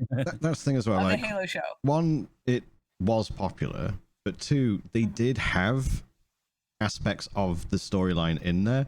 What I think has happened is there are fundamentals that writers have ingrained into them. Like the fact that the Fallout show happened the way it did is actually an exception because they don't explain everything. They don't go, oh, this is where it all came from, this is where it all began, blah blah blah. Whereas when you speak to a lot of writers, they're told that they have to explain that shit. So then the showrunners who were writing the story then go, well, we have to explain where Master Chief came from. We have to give him more personality. Otherwise, he's just this voiceless protagonist who carries a gun. And then they have to explain all the lore, the backstory to why they're adding all this extra stuff between the cinematic show pieces. You know what I mean? The things like that. They did have those moments. And like I said, in season 3, they were about to, they go to Halo and they're actually about to like unleash the flood and things like that. But you've got a cinematic, fuckloads of running around levels shooting everything, and then another cinematic.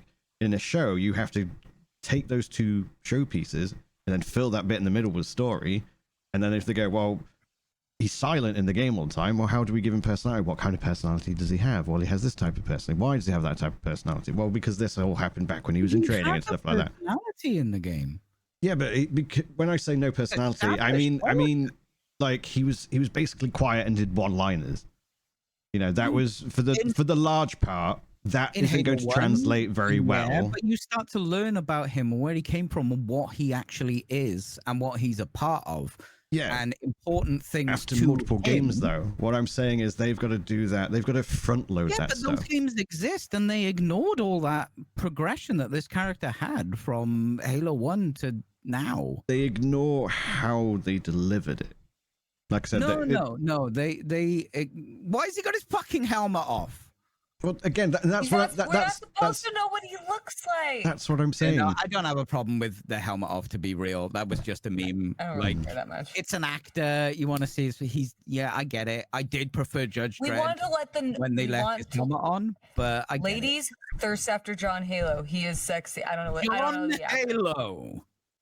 But yeah, what I'm trying to say is that writers are basically told that they have to, build the world, and technically, the world in Halo, especially in the first few games, where the story is actually pretty stark and the lore is pretty stark. Yes, there's bugs and stuff like that add to it, but they have to front load that to get the audience interested in, which clearly worked for the normies, but obviously irked the people who had already familiarized and established themselves with the lore that had built in. So I'm just trying to explain that writers get given a job, and sometimes they aren't going to hit with everyone, if you know what I mean.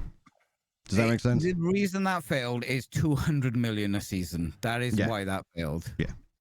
We can argue if it's right or wrong. If it wasn't called Halo, it sounds like I'd probably enjoy it because I like sci-fi. And that's probably the same for a lot of gamers like me. True. But 200 million, is that mismanagement? Is that hubris? Is that It sounds like hubris, to be honest. 200 million. There was a lot of practical effects and a lot of CGI, which are both kind of expensive. So I think it was just overambitious, and they oversold it on ratings and stuff. Maybe they thought it was going to be like the next Game of Thrones or some shit, and it was going to have everyone's eyes on it.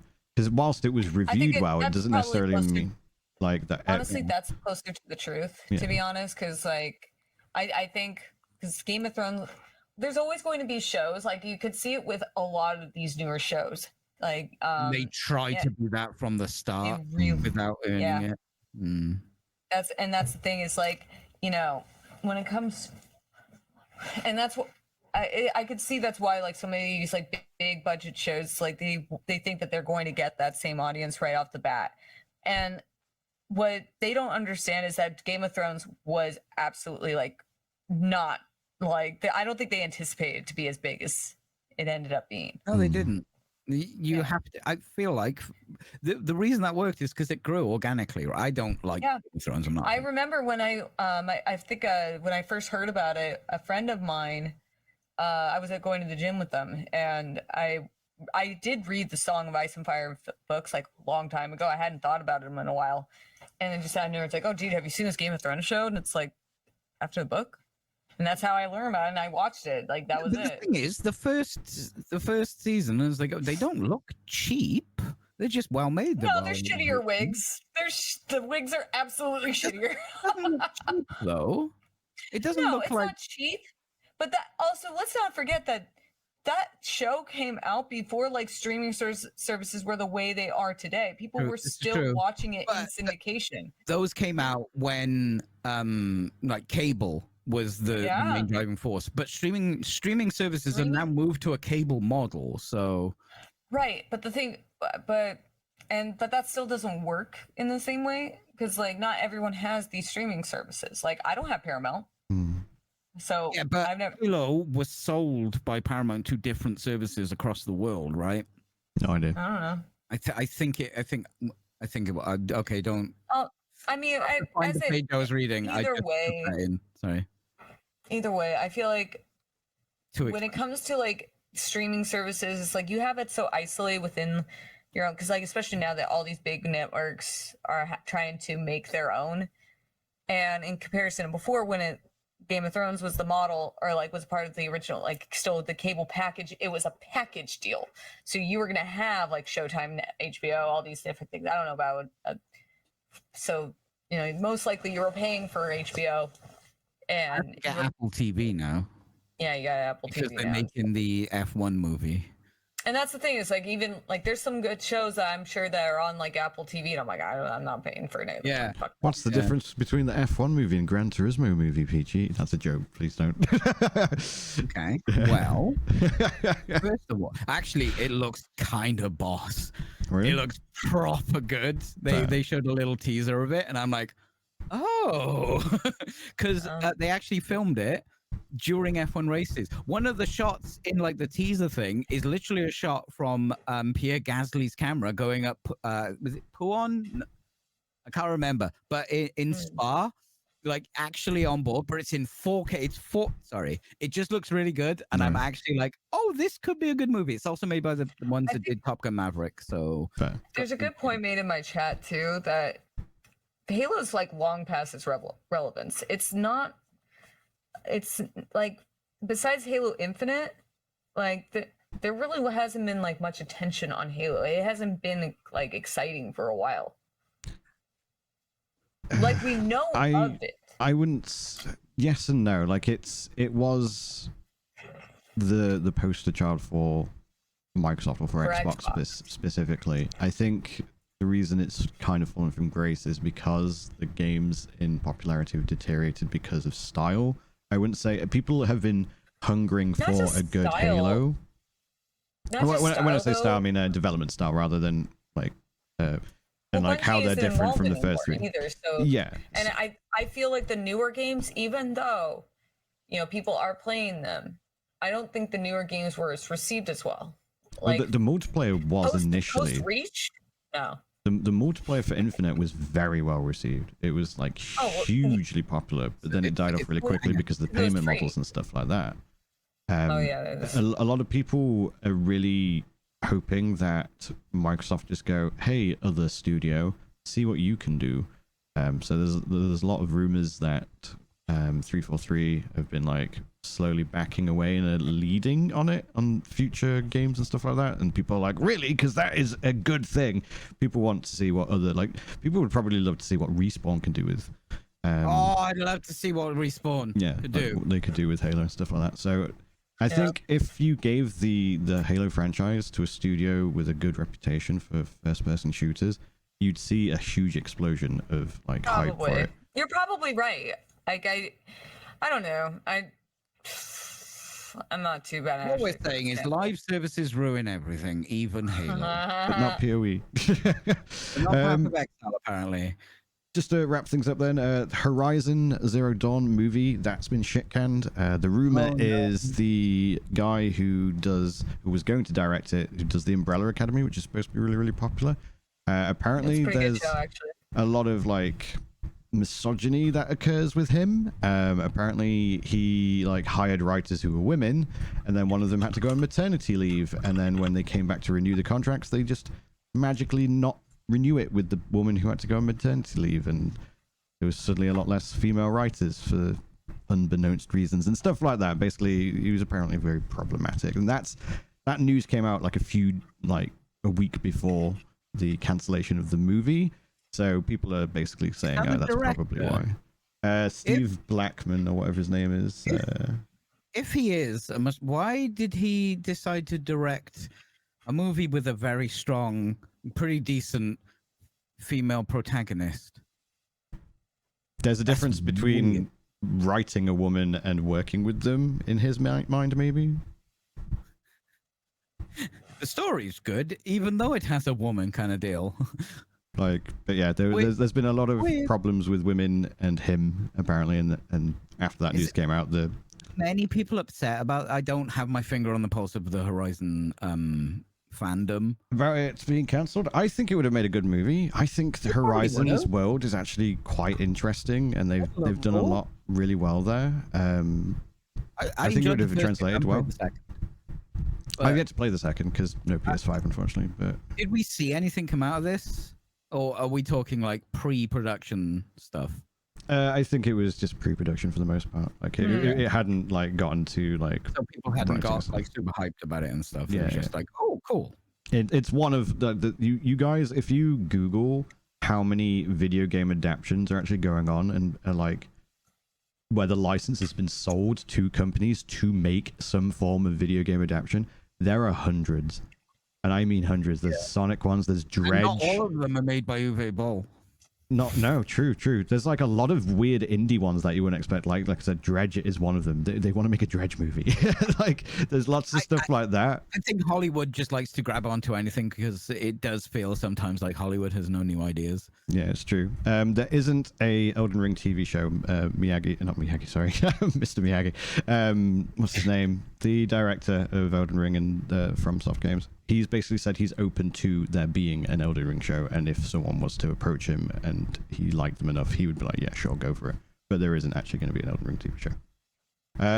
Important consumer advice, Brian. PlayStation. What, the consumer advice? How do you mean, sorry? Well, consumer advice is PlayStation are for the first time in fucking God knows how long. Oh, sorry, yeah. So they're going to be at the Tokyo Game Show. A lot of people suspect it's going to be to announce the PS5 Pro. It's not a lot really substantiated there. Yeah, they're going to announce. They probably are, but it's... Do not currently buy a PlayStation because either there's going to be a bad one for you to buy, or PlayStations are about to get very cheap. Yeah, that's true as well. But yeah, there's that. That's the consumer advice, Brian. Sorry. Sorry, no, I was like, what? You hate consoles? What are you talking about? Kind of thing. So that's why I was confused. I thought it was a skit. But yes, that's going to be it for us. To address another thing in the chat. Yes, the bald eagle like noises you often hear in TV shows and movies is actually usually a falcon. This is blowing my mind. Is it a falcon in Assassin's Creed? I don't know. I've not played. But the usual one, it's like they almost always use like like the Wilhelm scream. It's kind of the same for bald eagles. They always use the same kind of like sound effect, and it's actually a falcon more often than not. Bald eagles actually sound really fucking weird. Go Google it later, like post stream. Maybe that's a deep cut reference they've put into that mini then. Perhaps. Oh my God. But yeah, that's gonna be it for us. Let's go do some shout outs. Pulp, where can we find you and what you up to? Hi, I'm Pulp Fictionally. I'm a former Instagram editor and variety streamer. You can find me on all social medias under Pulp Fictionally except for Twitter because someone took my name. It's Pop Fictionally, even though Twitter is cancer right now. So I'm going to be on later tonight. I'm going to be playing probably more Dark Souls 2 or some Bloodborne. I don't know. And apparently I just need to accept the fact that I'm a Soul streamer now. But anyway. It's a good place to be. I will be streaming. I've been streaming daily until I get a job. I'm still unemployed. Someone hire me. But aside from that, Peachy. Hi, I'm Peachy. I am currently a Macaulay Culkin streamer. If you want to know what that means, you'll have to watch my stream on twitch.tv/PeachyPixel8. Follow me on Threads or Instagram, PeachyPixel8 Twitch. I'm probably going to just kind of remove my Twitter. So, or my YouTube. Go check out the YouTube, PeachyPixel28 for 28mm model gaming. Brian? Wait, have you actually changed your YouTube name? Because I need to update that in your thing if that's the case. In your little I changed it blurb. ages ago. I did tell you. I think it's up to date. I did tell you, yeah. I've got it as PeachyPixel8 Tube. Oh, that'll probably find it. Blurb. I'll probably find it as well because my music's on YouTube. It's confusing. Fair. Just wanted to make sure. Yes, I'm Brian the Pirate. Thank you, as always, to my co-hosts for a wonderful show. I'm going to be streaming immediately after this with some more, you've guessed it, Diablo 4. No, I'm kidding. Path of Exile. We're going to be going ham with a build that I am trying to make, which is probably going to go very, very well, but take a little bit of time because there's a lot to talk about. I'll explain in the stream. But also, I'll be streaming Black Myth Wukong in about 4 weeks' time. So if you're into the whole action RPG space, I highly recommend checking me out. I have a Twitter, I have a Twitch, I have an Instagram, I have a TikTok, I have a Threads. All of them, Brian the Pirate. I look forward to seeing you there. And yeah, that's going to be it from us. Thank you all so very much. Why are you so zoomed in? What the fuck? Do the outro. Outro. No, we need to talk about this. What's happened? Are you okay? Did you eat peanuts? Big face. Farewell. We'll remember you. I won't. You won't. Bye. Bye. I will.